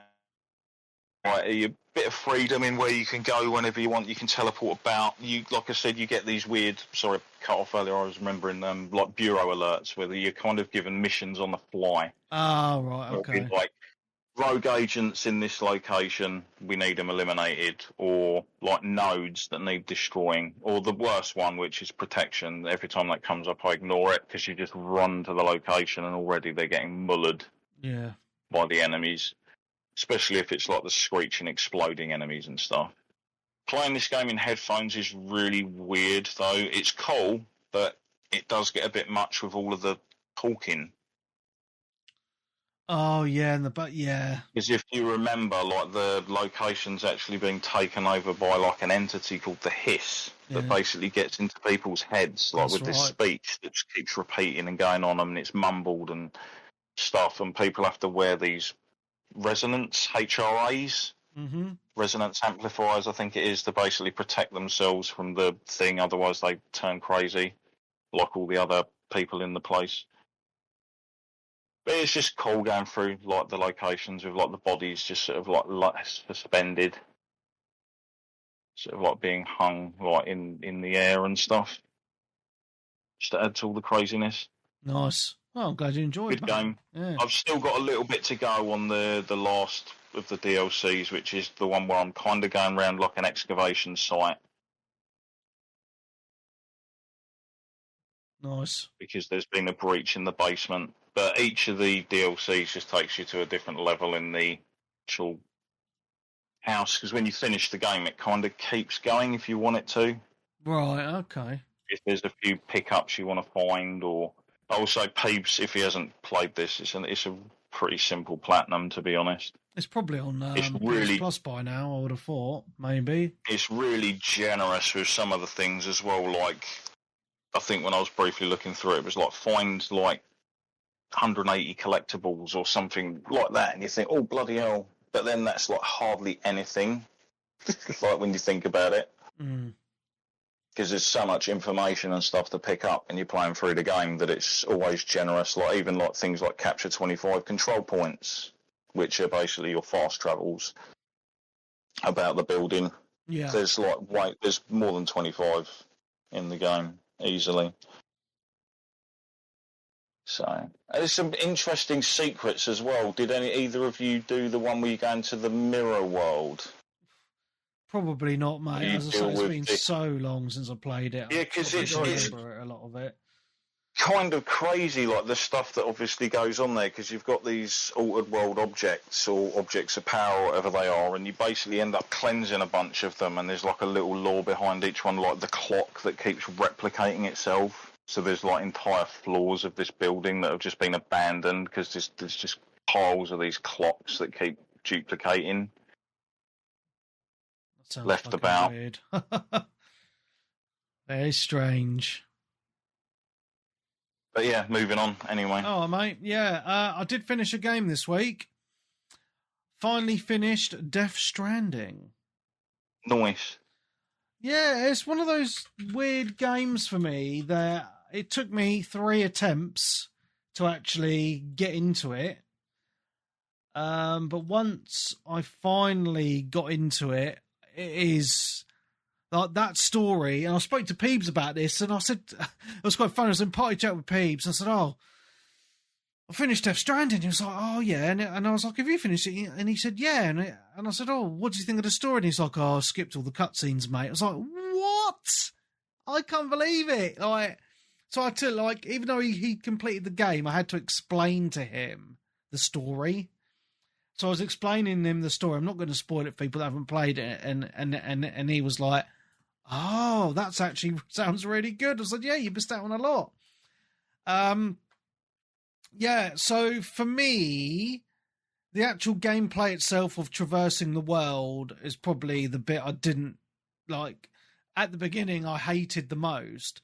But then when I got to the end of the game, or towards the end of the game, I think I mentioned last week as well, it actually made sense why it takes you so long to traverse the environment, because you're actually traveling from the east coast to the west coast of America and you're connecting the network.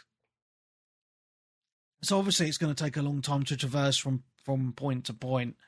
But what really made it for me of the game wasn't actually the gameplay itself, it was the story. Actually, once you get near the end, and actually at the end, like, it actually sort of makes sense, because like throughout the game you're getting all these weird cutscenes with a lot of characters. I'd mentioned last week about the character Mads Mikkelsen plays, and Cliff. Yeah, Cliff, and like there's a lot of cutscenes throughout the game where he's like holding the baby. It's like BB, and he's talking to the BB. And then later on in the game, you actually feel like, because I was like, why the fuck does this keep happening? This is so weird.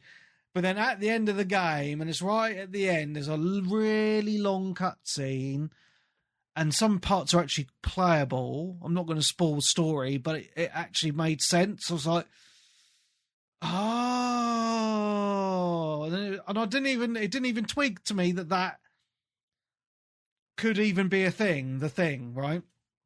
And some of my favourite levels or segments in the game was when you were sucked into like his beach, and that, like, so the beaches are what like their kind of worlds are called, the alternate realities, if that makes sense.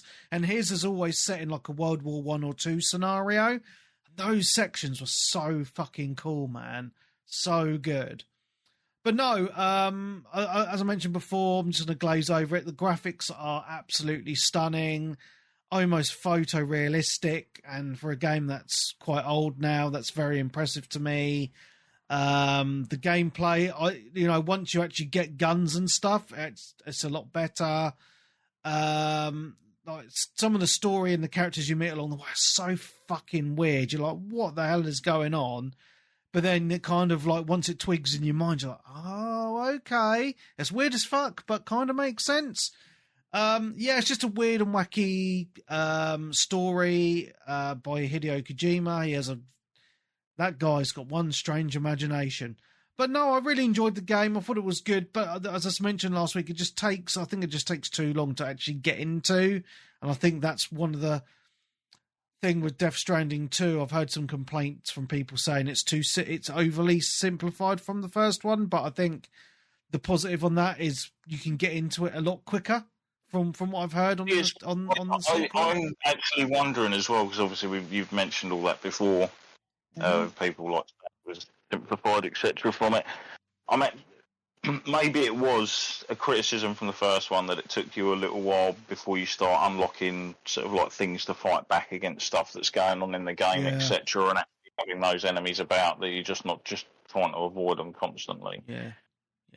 Plus, that's obviously going to be a criticism and better for people to get into that early on. Also, the people that played the first game, they're not going to want to have to sort of like work through all of that again to get back to the stuff that they already had access to at the end of the last game. Makes sense.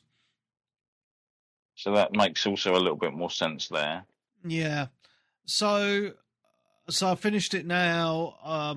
It's definitely a game, like story-wise, it's a game that's going to stick with me for quite a long time just because there's nothing else like it. Like, you can't compare it to anything else. It's one of those, I would say, like video games as art type scenarios, just because it's gorgeous. It has gameplay that hasn't really been replicated, with just the way it works with the online component and people leaving like ladders in really cool places and bridges and things like that. But just the story, the characters you meet, the famous actors that are used as characters, and like the facial animations are just stunning, and it's just all comes together in just a really wow. Like once it clicks, you're just like, wow, like what the fuck? This is just so good, you know?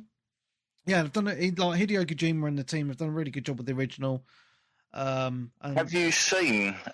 He has actually met with the Clair Obscur developers. He met with them, I think, earlier this week. Oh, nice. Because he's a fan of the game. Oh, fantastic. And I think while they were over there, the Clair Obscur, like it's not the whole team obviously, but there was like a few of them there. They also went to Square Enix as well and met like the Final Fantasy people. Oh, fantastic. Team and stuff. Oh, fantastic. Yeah, that's cool. Which is all good news, because if people want to collab or borrow and shit from other developers that are great at what they do, go for it. Yeah, for sure. Have you played much any more of Death Stranding 2 this week, Darren, or are you just kind of... I've just given it a little break while I was doing Control. I was just like, because I knew what type of game Control was, I was just like, right, let's just start it. And I know it's not super long. Yeah. And just basically get through it. Not like forcing myself to rush through it or anything like that. I'm still taking my time with it and enjoying it. Yeah. I think I'm going to wait. I know it's harder to go back to that. Yeah, I think I'm going to wait for the PC version of Death Stranding 2. So I'll be next year before I play that. So you can mod all the oil out and make the game easier. Pretty much. Well, you know, I'm a noob, Nick. Just on another quick note, though, just off the back of that, I played only for about an hour off the back of that, Metal Gear Solid 5. I don't know. Oh, right, the Patriots? No, is it Patriots? Phantom Pain, isn't it? Oh, Phantom Pain, yeah. Yeah, the best one. Yeah, because you remember they did the Metal Gear, and this has actually reminded me. Like, I couldn't. Do you remember they did Metal Gear Solid 5 like a demo, but it was like a £20 demo. Yeah, Ground I Zero. put it Ground Zeroes, yeah. Yeah, do you remember that? And then it was like your save data went over to Phantom Pain. It wasn't. I think it was only like 15 quid or something, but Yeah. it had like a bit of replayability, didn't it? Yeah, that's right. And like those memories just came flooding back to me. And I was And they thinking, also decided to blow a woman to fucking smithereens in it. yeah, that's it. Yeah, At the end of it, it's just Well, like, what the sometimes fuck you got to. Poor old Paz. but it just like because the game's over 10 years old now, and I was just thinking, Ground Zeroes. Phantom Pain. Yeah, I'm sorry, yeah. 2015. Bloody hell! I bet it still looks great as well, doesn't it? Well, this is what I was going to say. So it came out 2015, as Nick just said. So yeah, 10 years old, which wow. Still looks good and plays pretty well as well. So I'd never played it on PC because I had it on the Xbox One, but I own it on Steam because I must have got it in a Humble Bundle or something. So I thought I'd give it a bish bash bosh for an hour or two. And again, a wacky beginning, which I completely, with the fire and stuff like that. And I was like, what the fuck is going on here? But the actual gameplay, like, it's weird because it's actually so arcadey. Like, and there's little things that I've completely forgotten. Like, you could knock out the enemies and attach a balloon to them, and then the balloon just takes them up in the sky, and then they get added to your mother base as a soldier. I was like, what the, this makes no sense. And you could do that with animals and all sorts. It's like, what the fuck? It's just so weird. Like, brainwash them to be on your side type That's thing. it. Yeah. But, I like this game. A lot of people complained because, I mean, if you want to play stealth, you can play stealth. Yeah. If you want to go in all guns blazing, you can go in all guns blazing. If you want to play like me, where you try stealth and then after 10 minutes accidentally shoot something and then you have to kill everyone. So I think that's why a lot of people didn't like this game. Yeah, but it's so different to the other Metal Gear Solid games because it is a true open world game. You have the big map. You were basically building a group, weren't you? Yeah, so you got your mother base and you build that up as you go along. But the actual map itself, like you tell the helicopter. So for the mission, you tell the helicopter where to drop you on the map, and then you go towards the mission and you're scoping out the area with your binoculars, and you can kind of in your mind like set a route. You could take different weapons, like a sniper rifle if you want to be, take that stealth approach from far away. Night vision goggles. You can take like a machine gun, rocket launcher. All these different things, so you could kind of play it as you want. So it's such a big departure from the traditional Metal Gear games where you're kind of funneled through mission to mission, which I think it did put a lot of people off, I think. But it's just such weird gameplay. Like again, like the whole thing of that balloon and making it and building up your base with these people you're brainwashing. Such a weird concept I'd never seen in a video game before then. And graphically, Darren, it still holds up pretty damn well, to be honest. The only letdown I would say, though, is on PC there's no ultra-wide option.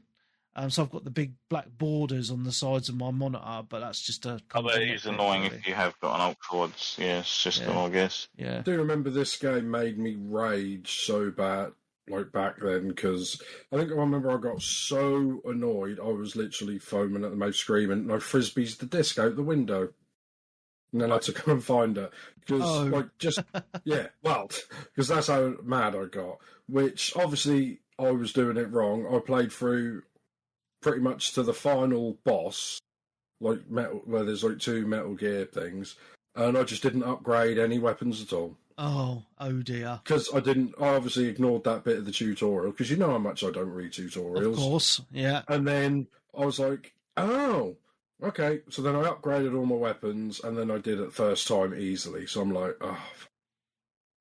That'll learn. But there's also a lot of end game stuff and missions like after the game where you play as quiet and things like that as well, Webby, which I've seen people play them. I haven't played them myself. Right, no, I don't remember doing any of that on the Xbox version at all.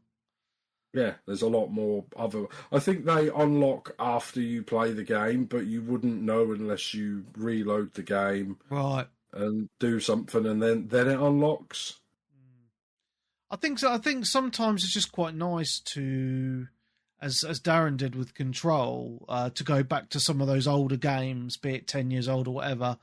Just to Everyone's missed out on gems. Like, every Yeah. single one of us has missed out on games that you can now pick up for like 10, 15 quid that are still 100%. fantastic looking. Well, because still play 10 really years well. ago, you were getting loads of decent games coming out in a year, whereas now they're kind of like few and far between. I think the majority, they all seem to be big budget titles every 5 years, and you know, I think there's maybe one or two, a month, even in the busy season. Whereas, like you say, peak 360, you would get like 3-4 games a week, wouldn't you? That were all Sometimes, yeah. Yeah. But no, this isn't a game I missed out on. I just have vague memories on it because back then I was kind of ploughing through games so quick. I was like, oh, yeah, fancy playing that again. I was like, I was just quite surprised at how good it plays and how good it still looks. Holds up very well, even by today's standards, which is quite positive. Anyway, back to you, Nick. Yeah, I played another new-ish game this week. Tony Hawk's 3 and 4 remaster. What did you think of this? Honestly, shit. Same as me then. Well, I mean, I've played 1 and 2 remaster, which I liked because I played a lot of Tony Hawk's 1 and 2 on PS1. Mm-hmm. And then I played it again a few years ago. I mean, this was one where I remember when I said I was playing it on Dreamcast, Webby, and I was saying they should really remake this game. It would be awesome. And they did. So I take complete responsibility for all these games being remade. And, they could send me the check for them, which I don't know if they're going to get that much money. But, I mean, it's a fairly budget title. I think it's like 30, 35 quid. And also it's on Game Pass. So that's where I played. And I think that's what ruined it for me. I cannot play these games on a Xbox controller. See, I can, but the thing is, I don't have the nostalgia that a lot of other people do. I mean, I played the first game on the PS1, enjoyed it, but when I go back and play these games now, I'm just like, 2-minute time limit? Ugh. Yeah. I mean, that's the whole point. I mean, whereas the 1 and 2 remake, which came out a few years ago, which I bought it on 360 Xbox, and then I got it cheap digitally on PS5 for like the Ultimate Edition, whatever. And that was a much better remake because they had pretty much all the skaters, and I think at least 95% of all the tracks were there. Whereas this one, loads of the tracks, which I've been told aren't in the game. Yep. Which I understand that's, licensing, and it's not always that these companies don't want to pay. Sometimes the people who own the tracks just don't want their music on video games anymore or something. Because a lot of them, people aren't about and stuff like that. But also, like you said, I didn't really play 3 and 4. Yeah. So like I said, same as you, I don't have any nostalgia for any of the levels. Plus, which the one I was really looking forward to was 4. So I think I said it before when they announced it. 4 was like the first open world one where you could just skate around, do whatever you want, do all the collectibles, and then you talk to some people like a homeless person in a bin and stuff like that. And he would collect all these really quickly, and then you'd get like a minute to collect them. And if you failed it, you could just retry quickly. And, but whereas with this version, they haven't given you the open world. They've just made Tony Hawk's 4 with the 2-minute timers again. Ugh. So it's like, come on, don't do. That's why I think they should have released 3 as a half price DLC with 1 and 2. Like a £20 upgrade or something. Extra, and then release 4, but do it properly and release it as a full game. Yeah. Whereas this one, it just, like I said, I played it for a couple of hours. I'm like, I actually went back and played 1 and 2 remake instead, because like I said, I've got the nostalgia for the music, the tracks, and the skaters. I haven't got it for this one. Yeah. Yeah, makes sense. Yep. Same. Yeah. Yeah. Cool, man. Yeah. And Tony Hawk, he's been doing a lot of like events and things like that, a lot of these conventions, and he's basically, he said they want to do Underground next. Right, okay. Is that the open world one? Yeah, that was the one. I don't know how they're going to do it because I don't know who owns that, but that was the first one with the the people from Jackass as well. Oh, right. Okay. Well, Bam Margera or whatever his name is, he's in one of the Tony Hawk's 2 or 3s anyway, isn't he? Or 3 or 4s that's in the remake. Because they've kind of made the modern version of him, I think, for the game. I mean, they've got some extra characters. They've got they've put Doom Guy in it, and someone else, who's in the new Doom game that's just been out. 2 players, Doom Guy, and someone else off Xbox as well. I can't remember. Not Master Chief. Honest. No, that would be cool, but that's not him. But then what annoys me, I don't think you can get it in 2 remake, because in 2 remake you could play as Spider-Man. Yeah. Oh yeah, that won't be in an Xbox game now, will it? Yeah, that's what I'm thinking. That's why it wasn't in there. But yeah. But even these, and I don't know if they've upped them from the originals, but just some of the stuff is so hard to do. Some of the scores, and like I said, then I watch people on Twitch playing the game, and they'll get 5 million in one trick, and they're like, oh, twats. It just makes you feel like Nubenstein, doesn't it? Well, they know how to basically break the game and play it like a video, whereas me, I'm still trying to play it, somewhat realistically. I'll do the moves, I'll grind, I'll hop, I'm jumping. You do the manuals in between. But they added, I think it's in this one as well, which was, I think it was in 3 or 4. They had a wall, plus you can bounce off the wall and keep the trick going. Right. So they've basically got some of the levels where they can just constantly go round and round and round, even because once the 2 minutes finished, if you're still doing a trick, it will wait for you to finish that trick. Mm-hmm. Yeah, thank you. That's what because of. Well, was it 3 that introduced the Reaver, or was that 2? I can't remember. I think 2 might have introduced... I think, 2, I think, introduced Reaver. It might have been 3 that introduced the manual grind. No, there's a manual grind too. Was there? Where you could just, do... Not necessarily where you could just manual and it'll keep your combo going. Yeah. Like a grind would. Yeah. But they put that... But they put a lot of that... in 1 and 2 remake, they put that into 1 as well. Those moves, so that was pretty decent, But yeah, that just made me want to go back and play 1 and 2 on the PlayStation again. So fair dues, mate. Mm. Cool, nice one. Darren, anything else from you? Yeah, I have purchased and played Killing Floor 3. Oh. If anyone's familiar with Killing Floor 2, it follows the same formula in the fact that a bunch of people are thrown into a map.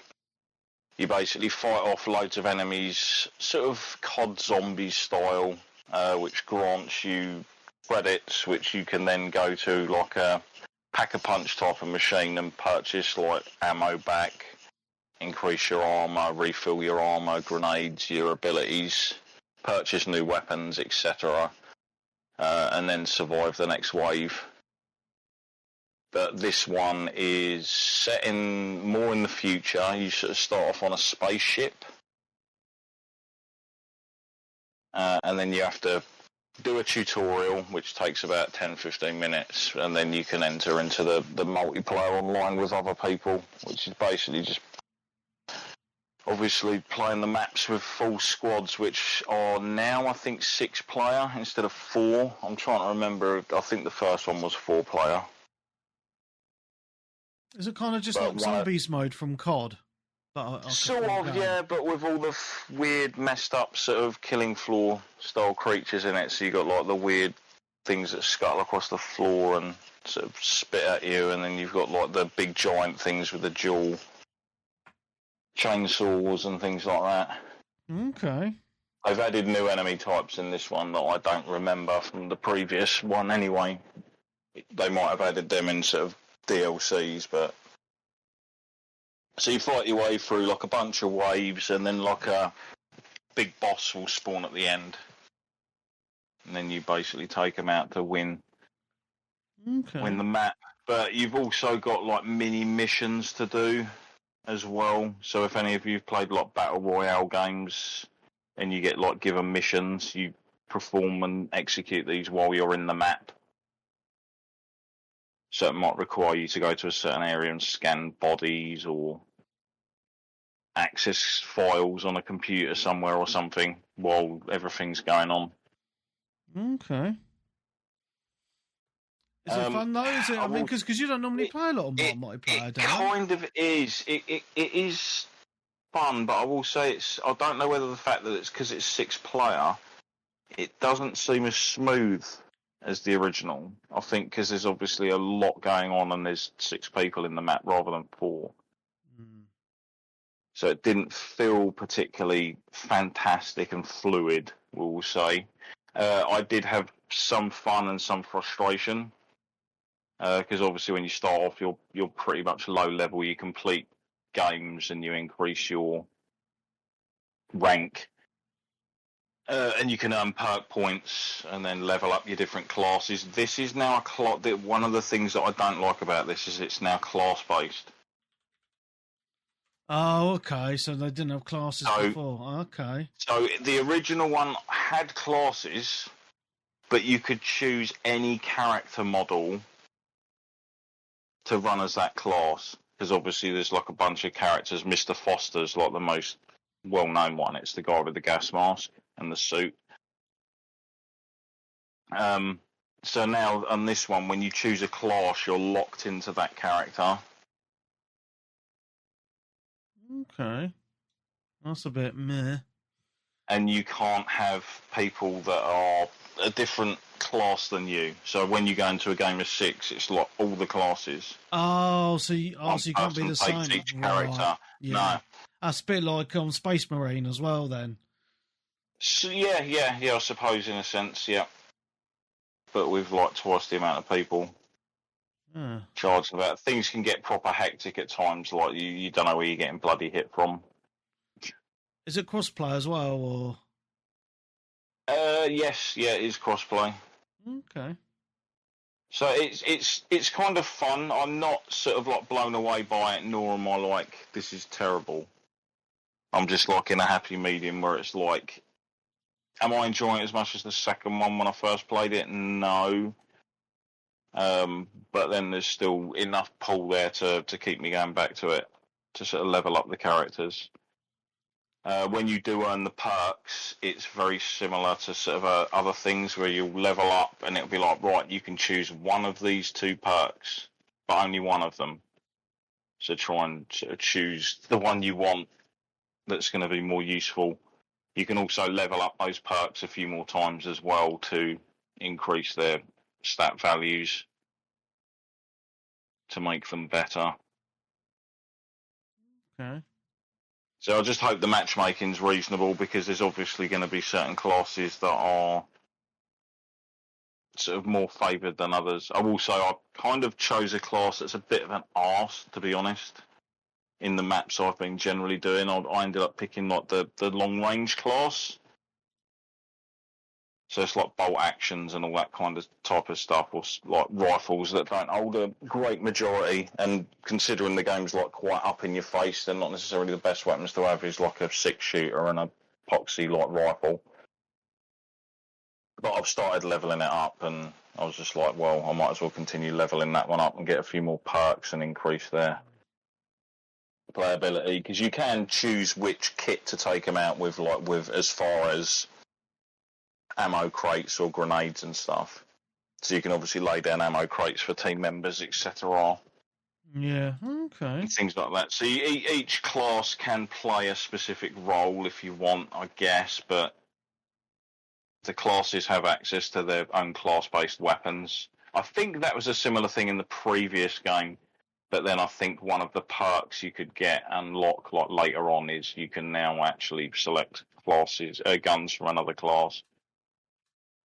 As well as, because when you get through your rounds, you're given the currency, you buy upgrades for your guns. Yeah.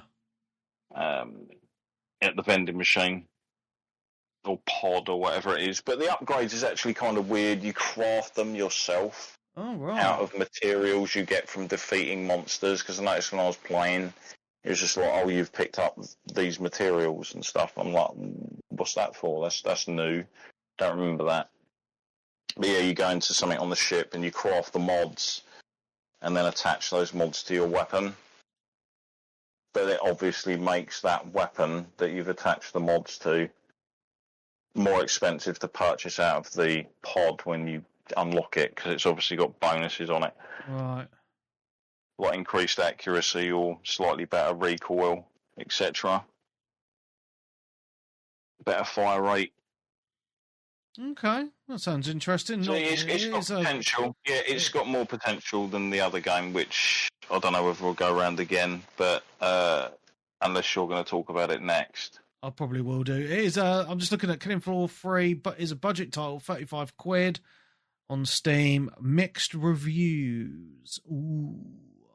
Yeah, so I think originally when this game was going to come out, because it's what's actually, I don't know whether it'd be playable or not.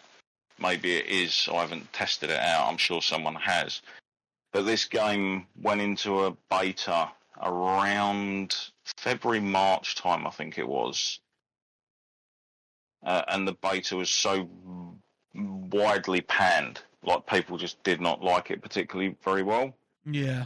That they kind of scrapped the game and put it on an indefinite hiatus.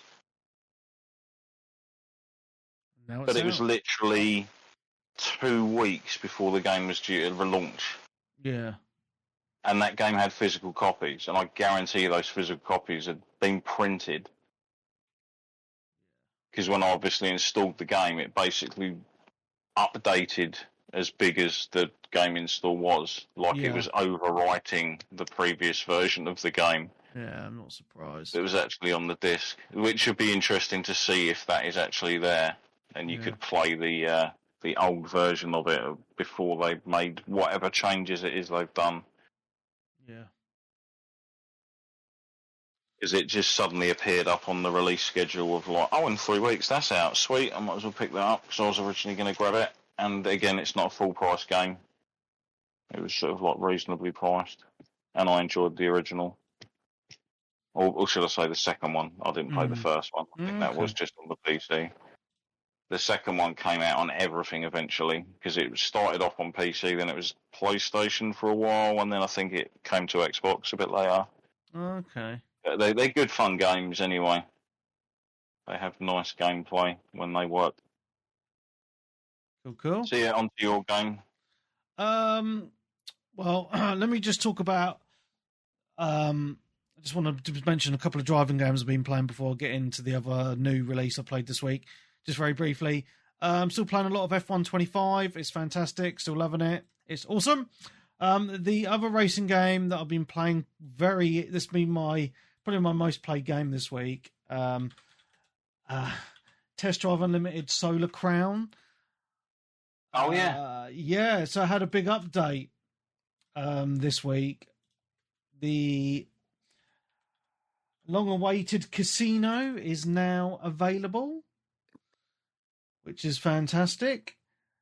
The only annoying thing is they're doing things very slow. Let's just say that. Because in the casino, you remember the casino from Test Drive Unlimited 2, you had slot machines. Oh, it was epic. You had different slot machines, you had blackjack. I spent more time in there than I think in the game driving around, I think. You had poker, so they've got a year 2 roadmap, right? So at the minute, the casino's there, but all you can do in the casino is play on one slot machine. That is it. There's still rows of them, like for multiple ones. Yeah, because I used to find it interesting in the fact that I remember when I was sitting there and I was watching my mate playing it, and I was just ended up sitting there like while I was having a cigarette, watching him play the slots. Yeah, Yeah, so it's quite... And I was like, hang on a minute, am I actually literally watching your exact roles and everything as they're occurring? Because I actually thought that was quite interesting. I was literally watching him do it and like seeing the results he was getting as well. Yeah, so it's 40 players in the casino, and it's been very busy. Big. Yeah, so that's been quite cool. And I've spent, so I'd say 16 hours this week just on a slot machine because I want to win the car. It's a Mercedes AMG something or other. And quite a few people have won it now in the Facebook group I'm in, but I still have yet to win it. I know, it's really annoying. But they've done, the game shouldn't have launched in the state it's launched in. I still don't think it's really in a super finished state even now. It's kind of getting to the point with this year 2 roadmap of what they're planning on doing as to what I think the game should launch at. So let me just put it on the screen here. So you've got different seasons, and it's ending with season 8, July next year, where you're actually going to be able to buy houses. So that's how long it's taking for them to implement these patches. Yeah. Well, you had in hotels in this one. Originally, they said they wanted to add the housing thing later on, so they obviously are. But they've just taken a while to get to it. So it's good that they got there. Yeah, well, it's not there yet. So you'll be able to buy houses next year, July next year. Oh. Yeah, that's what I'm saying. So they've got these seasons.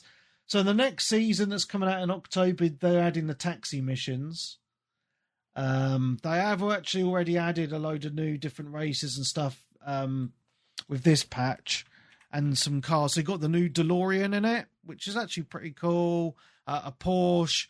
For those of us that bought the gold edition, we've got access to the full season pass, which other people would have to buy.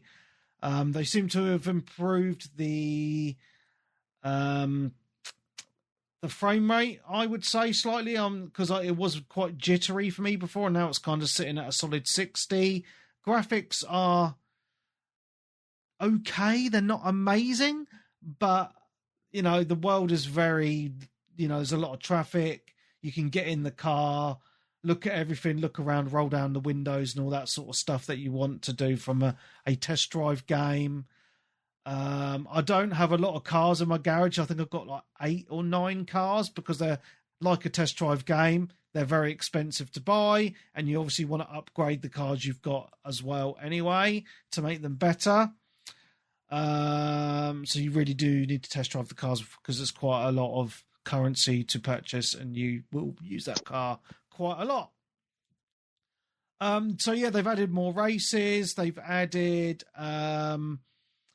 those different type of races where you need to find your way to the finish line. There's no route, so you need to study the map and make your way there. They've added the missions, the classic missions where you deliver cars and you can't damage them. They've only just got in they've only just been put in with this patch, Darren. So, so I've been doing. Never mind. Yeah, they weren't my favourite thing to do in Test Drive 2.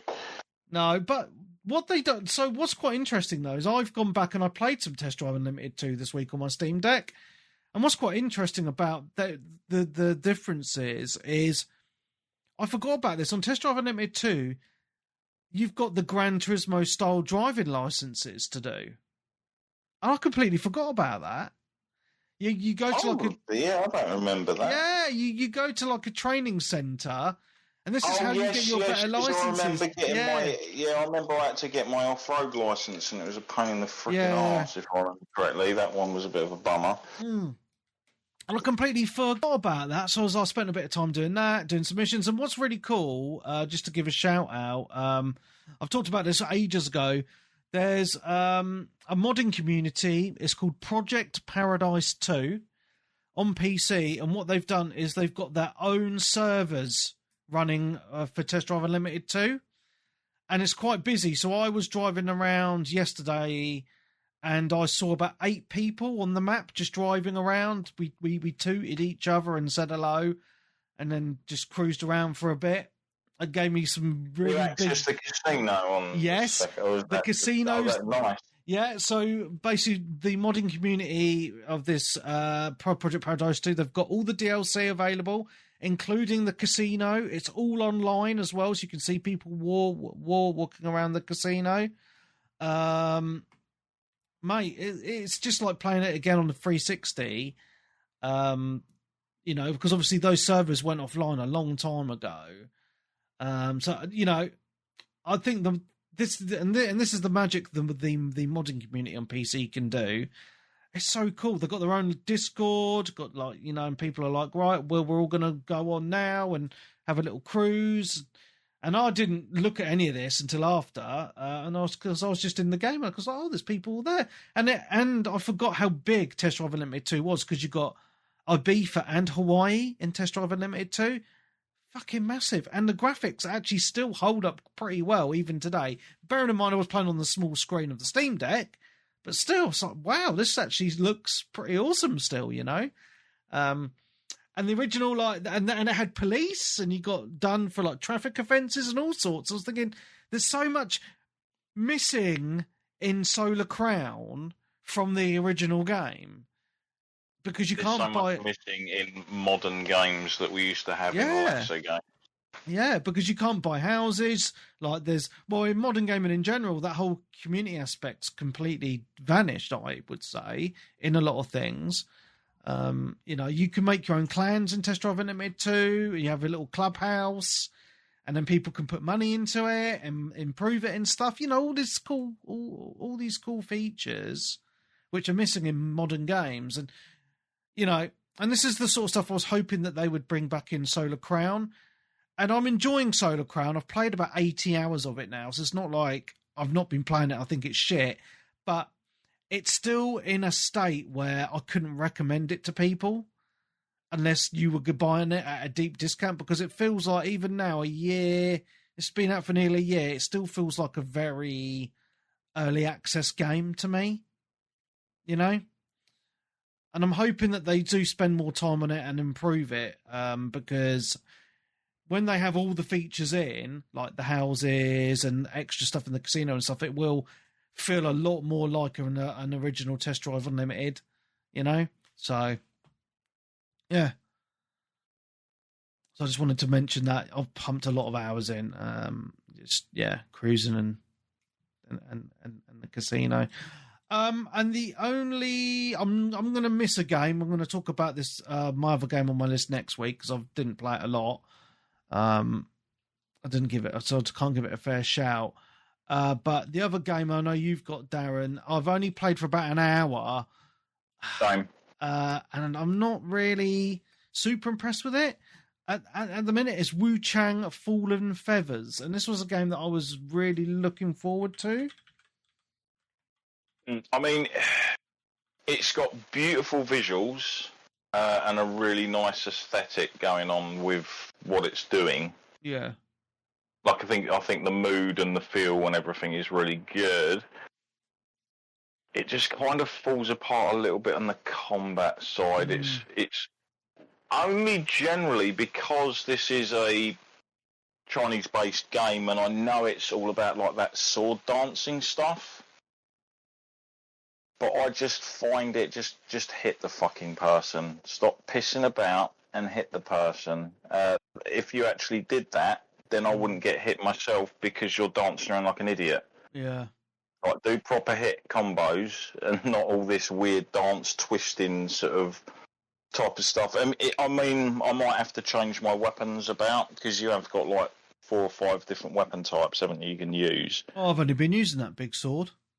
I've only played. See, the big sword had a weird hitbox, I thought, on it. It didn't seem as long as what it was. It's also got a really strange, kind of annoying mechanic where when you rest at shrines and stuff, you basically build up this sort of hate or malice gauge that slowly takes over your character, and then it summons a red spirit kind of type enemy of your character, like a doppelganger, into your world and to attack you, which does a lot of damage. And you obviously, because you're in like that weird ragey sort of state, you take way more damage, but you deal way more damage. It's kind of like a double-edged sword. And this game also doesn't have a parry. Oh, and it doesn't have a block button. No, I think there is one of the weapons that I think you can block with, but I think it's an ability you have to use. Yeah, because I was thinking, oh, fuck's sake, another and it's just Dark like, Souls type game that I have to dodge. Yeah, it's sword fighting. Like, it's about parrying the enemy attacks and stuff. Like, that's generally what sword fighting is. Like, you're not necessarily always going in for the one shot. And to not have a backup when the dodge seems really dodgy, is frustrating. I mean, as much as I liked Wukong, that was my main issue with Wukong. There wasn't a parry. It was all just dodge focused. Well, and this is the thing that I found, because obviously I rinsed through Black Myth Wukong, and this just feels like the Temu version. You know? I prefer parts of this to Black Myth. It runs better. Well, okay. So obviously you're playing it on PlayStation, and it runs well on the PlayStation, right? PC, which is the only version I've played, it runs like shit. And this is a huge complaint. If you go onto Steam, it's mostly negative on the reviews, and that's because it's all because of the performance. It's because it's Unreal Engine 5. And it seems to be there seems to be this thing with Unreal Engine 5 games on PC. They just all run like arse. They're not great to be optimised. Yeah, this is the thing that I always find annoying. We all thought that Unreal Engine 5, it's really easy to use. People can get down with this quite simply. It's almost like an overlay type thing. Like you should be able to push games and get them to look better, but still keep everything under the hood running nice and smooth. That's not actually the case, is it, with a lot of these games? Because you get stuff like, you'll say that, whereas you get Death Stranding 2 on the PS5, I think, even on the base system, it runs at basically like a solid 60 FPS at like increased resolution and stuff. Mm-hmm. Yeah, and then you get like an Unreal Engine 5 game that's like, I can't. Yeah, you get like Mind's Eye as another example. I mean, we've complained about it as well with other things like we'll say, Capcom relying on the Resident Evil engine for Monster Hunter. Doesn't do particularly well. I mean, we've heard this all the way back from things like the people that were forced to use the DICE engine for games that weren't Battlefield, and they struggled. There's just certain engines that are really good for certain types of game. I think, obviously, the Decima engine is probably the best open world sort of type of engine for the open world sort of type of looking games, I think. It's beautiful. Like your Horizons and like Death Strandings. Yeah. Like, they look fantastic. So yeah, hopefully they end up sort of sorting it out, but it doesn't seem like it's happening soon. And obviously I know a lot of Chinese devs are using Unreal 5. And that can obviously be a bit annoying because you're more likely to have a game of issues. But then I think I've heard also people saying a lot more games are actually kind of relying on things like frame gen now. I've seen that complaint popping up on Twitter quite a bit, and that's kind of technically it makes your game look like it's running at a better frames, but it's not actually running at those frames. Yeah. So it can cause like slight issues with you trying to read or perform certain attacks in games that are very sort of like, you need to be absolutely on the ball. Yeah, because there was like one bloke in Wuchang, I think, quite early on. You go up to him and you're like, "Who's this?" And he comes off. You hit him a few times, and it's like hardly any health's come off him. And then straight away, it's like, boom, one hit. Oh, there's half my health. Yeah. In one hit, fantastic. Yeah, as I say, like for me, it was just running like really choppy, and it was just really jarring on my eyes. And no matter what settings I changed, it wouldn't fucking. Did you lock it?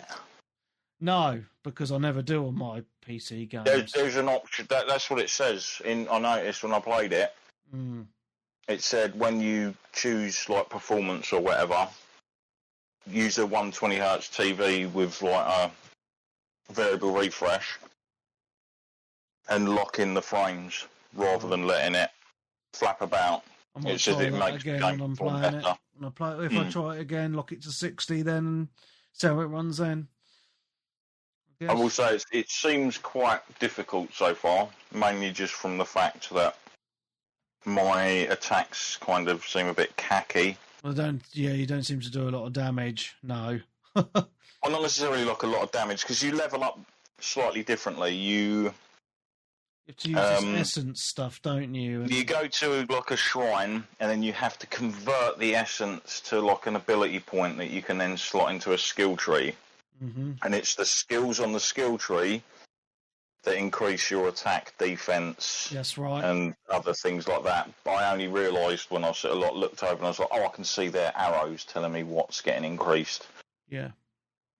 With this level up, but I'm not sure if they're relevant to each ability, because there's one skill tree for each weapon, and they all go off. So I don't know if switching to another weapon will mean I lose the skills that were on the other skill tree, even though they kind of look like they're passives. Yeah. Like, as in they're not like a weapon attack, they're like increase to health or vitality or dexterity kind of thing. But I think even if it was running smooth, I just don't know what I think about it, because it's just, there's so many of these Dark Souls type clone games now, and I'll say like Black Myth Wukong was good, but as I say, it just feels very similar, and I'm just like, I don't know if it can be fucked to play another game like that again, and just the whole performance thing really put me off as well, and I was just like, that's why I only really played it for about an hour and turned it off. So understandable. Yeah. I'm hoping it gets better, but there's a few niggles with it, I think, that need all ironing out. Yeah. There's no quick game either. There is. You got to press start, and then you got to go into a couple of menus, and it quits the desktop on PC. So I'm guessing that might be. I couldn't find it on thingy, because usually on a lot of the games, like the From games, you go to settings. It's not on the and then very it's down far. The end. Yeah, it's on the far. So it's not the far right one. It's the one next to it. So it's the next one in, and then you'll see it at the bottom. Right. Yeah. Yeah, because I just end up at the dashboard, innit? It's just like, I'll just do that then. Yeah. Because it auto saves when you see the little picture of the creature dance or whatever it is in the corner. Yeah. So every now and again. But yeah, that's just my initial impression. Oh, did you get absolutely destroyed by the tutorial thing that disappeared? Yep. That actually pissed me off. I was like, was that a limited thing, was it? Because I never picked up the item that was in front of him. I thought, I'll do the good thing and I'll talk to him first. And the next thing, you're in a dream. Yeah. And as soon as I went in there, I must admit, it was the classic, like, straight away you're like, yeah, I'm don't take the flask. Like, you just push the wrong button to attack. Oh, and you take a flask, and instantly you're a flask down. Yep. But yeah, I'm pretty sure I was doing reasonably okay against that stupid boss thing that sort of spawned after the peons did. Yeah. And then it was like, I just remember, like, I've got quite a bit of health here, and then it was just like, I'm down, am I? What the fuck? Yeah, and then he disappeared, and that was all gone, and I was like, what the hell was that? Cheers, game. Thanks for that. Yeah. Yeah. But no, I'll try and give it another bash this week, but it just seems to be the thing of, if a game launches on Game Pass like that, you're going to be quite lucky if it's going to be a banger, to be honest. Well, you got Liza P. Well, yeah, and we got Claire Obscure as well, so, but I don't know. I think it's partly my mood when I started playing it, and their performance kind of really just put me off, so I'll say, like, I need a reset in my mind and give it another bosh, to be honest. Probably for the best, yes. Yeah. So you've only played it probably about the same amount of time as me then, and it was about an hour, yeah. Yeah. So, like, listened to the lore, spoke to obviously the NPC, slowly taking you through it. I was appreciating all of the different, like, the background stuff. Yeah. The tapestries on the walls and stuff of all the different sort of things from that kind of era. because this is set within the Kingdom of Shu, which is one of the sort of provinces from the land of the Three Kingdoms, or the Three Kingdoms era of China. Right, yeah. Where you had Wu, Shu, and Wei. It's gone right over my head, mate. Yeah. Cool. If there's nothing, has anyone else played anything else? If not, there's quite a bit of news. I want to rattle. There is. I haven't actually played it because I was sort of like holding off, but I will have a little tinkle with it this week. But they did a update for First Descendant, which has got a demo of the new season in it. A bit strange. Okay. They might as well call it like a PTS rather than an actual demo, which is like public test server. Yeah. Test out content before it launches. Which, to be honest, with that game, they should have done that from the start, and then maybe they wouldn't have like literally come out and like blown their testicles off in front of everyone with season 1, which is like one of the worst things I've ever come across in gaming. Like, I was furious with that. It was just like the shittiest content you could imagine that was added to the game in single player as well. I might add to a multiplayer game. But yeah, this lets you use, I think, 3 different descendants. You obviously can't use any of your own because they're on your main account, and experience like some of the open world and story stuff. So I'll try it and test it out, because if by testing it out you get some in-game goodies, as you usually do with these fucking things. Nice. But yeah, I'm sure some people have tried it already and probably like meh with it. Probably. You never know. All right, let's get into some news then. Directive 8020, a game that I've been looking forward to, has been delayed until next year. But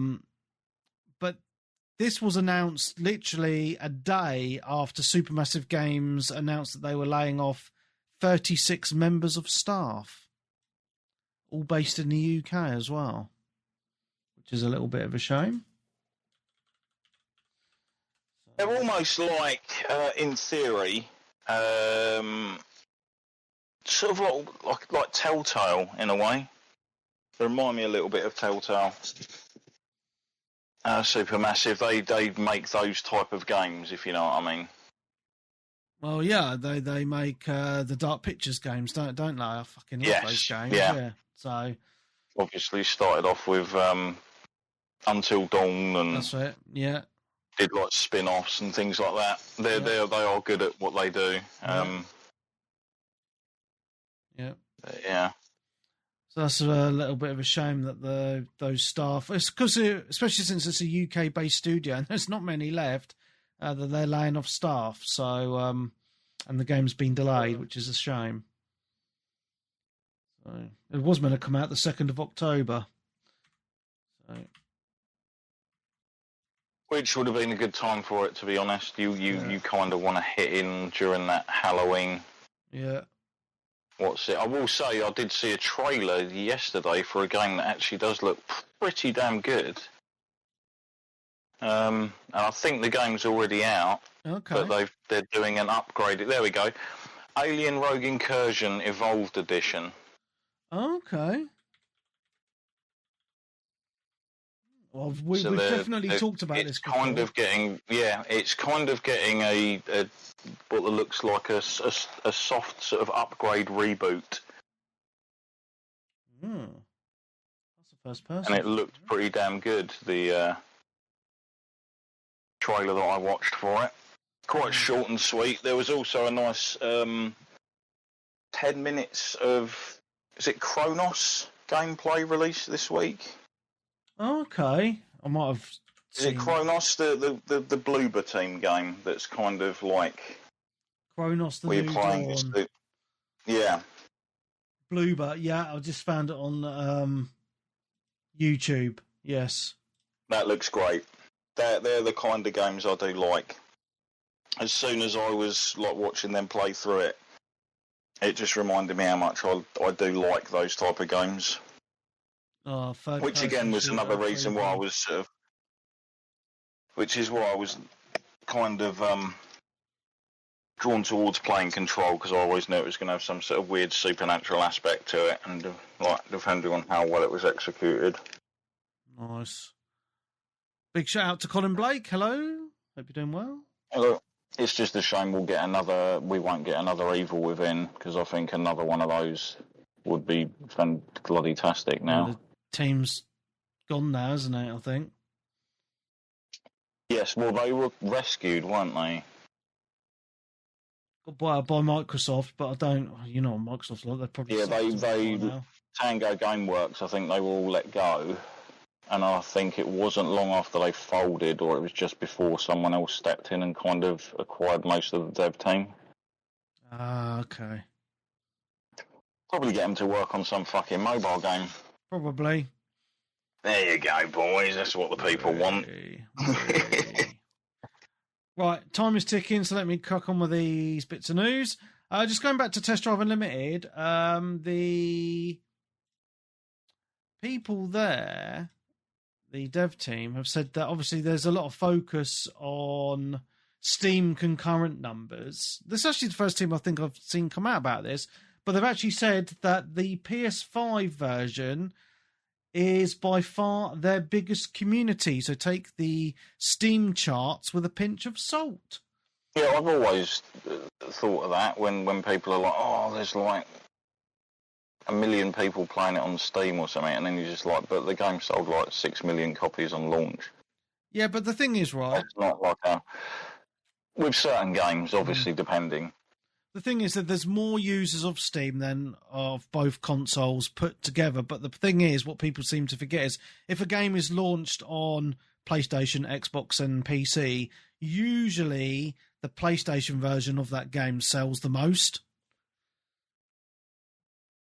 So, yeah. There's a lot of people who play Steam that don't necessarily play the big games. They like playing all the little indie stuff that's on there, or like the fun party games they can play with other people. Yeah. So I just wanted to give that a brief mention. Something that's quite interesting in the PC market, you know, China are quite, they try to disrupt the market. They have brought out their own graphics card called the Chinese firm Morthreads MTT. It's called the MTT S90. It outperforms an RTX 4060. No prices or anything like that, but that's be interesting if Chinese companies start releasing graphics cards to Western markets, because they will undercut them massively. They don't even necessarily have to release them to the Western markets, because obviously, like we said this before, the reason that loads of censorship used to happen was to appease China, because China's got a massive amount of people that live there. Yeah.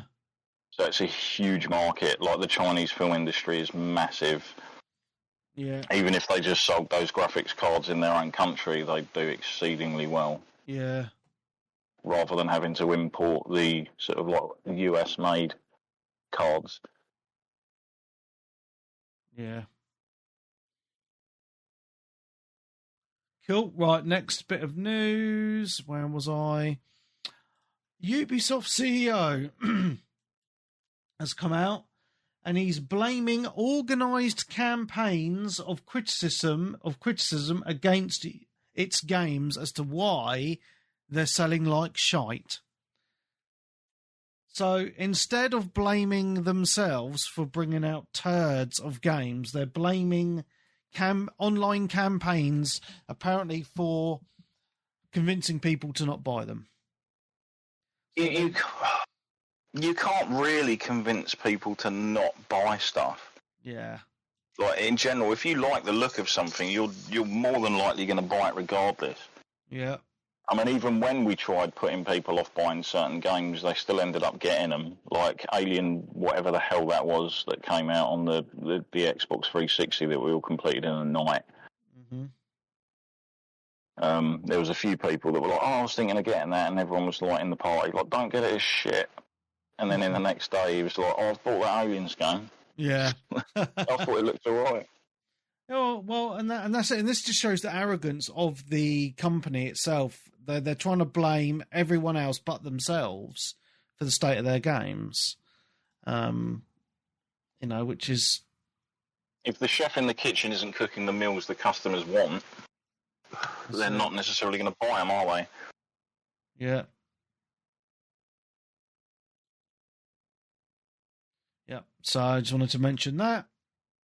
But they've also said, just on another bit of news from Ubisoft, Ubisoft has come out in defense of microtransactions, claiming they make games more fun. So what the fuck, man? Are they just so out of touch or what? It's fucking mad. They add to longevity of games, yes. They can do, but... Yeah, monetization within our games makes the experience more fun by allowing them to personalize their avatars or to progress more quickly. Jesus. And sometimes we will say that the success of DLCs usually might form future content further down the line. Yeah. Just on another note, Final Fantasy, they did a collaboration with Magic the Gathering. Mm-hmm. This collaboration made them over $200 million in the first 24 hours of them launching the cards. How crazy is that?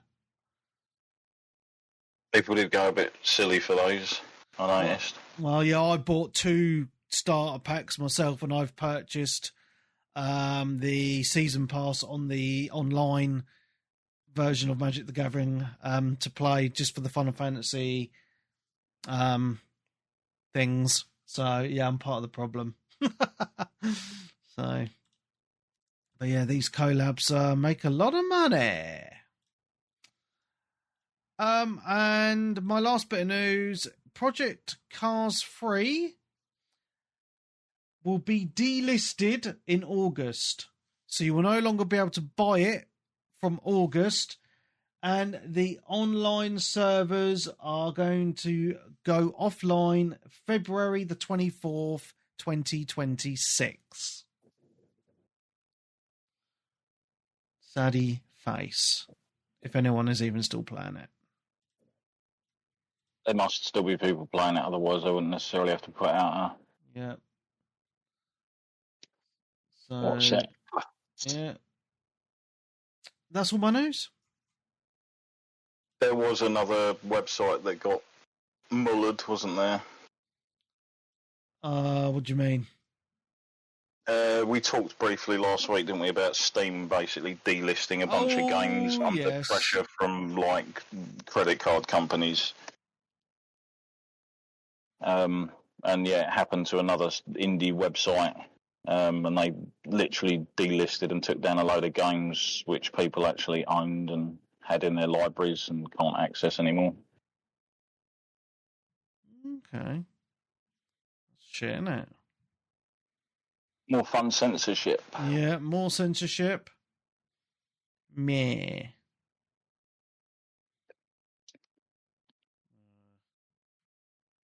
So yeah, we basically talked about that last week anyway, didn't we? Yeah. And yeah, it could get worse. It all just depends on what people deem acceptable. This same company that's done this wanted to sort of get rid of games like GTA and Detroit Become Human as well.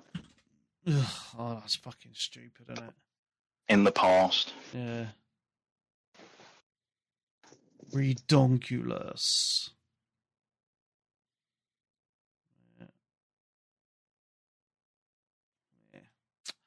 There was also a trailer actually randomly released last week for Hellraiser. What? They're doing a Hellraiser game, Hellraiser Revival. It's being made by Saber Interactive. Okay. The group obviously worked on like Space Marine 2. Whether this is like a different department of that studio, I don't know. but it actually looks pretty gory, violent, and everything that sort of like the Hellraiser fan base, I imagine, would like. Okay. So yeah, lots of people being torn in half by chains and stuff. Ugh. Sounds a bit disgusting.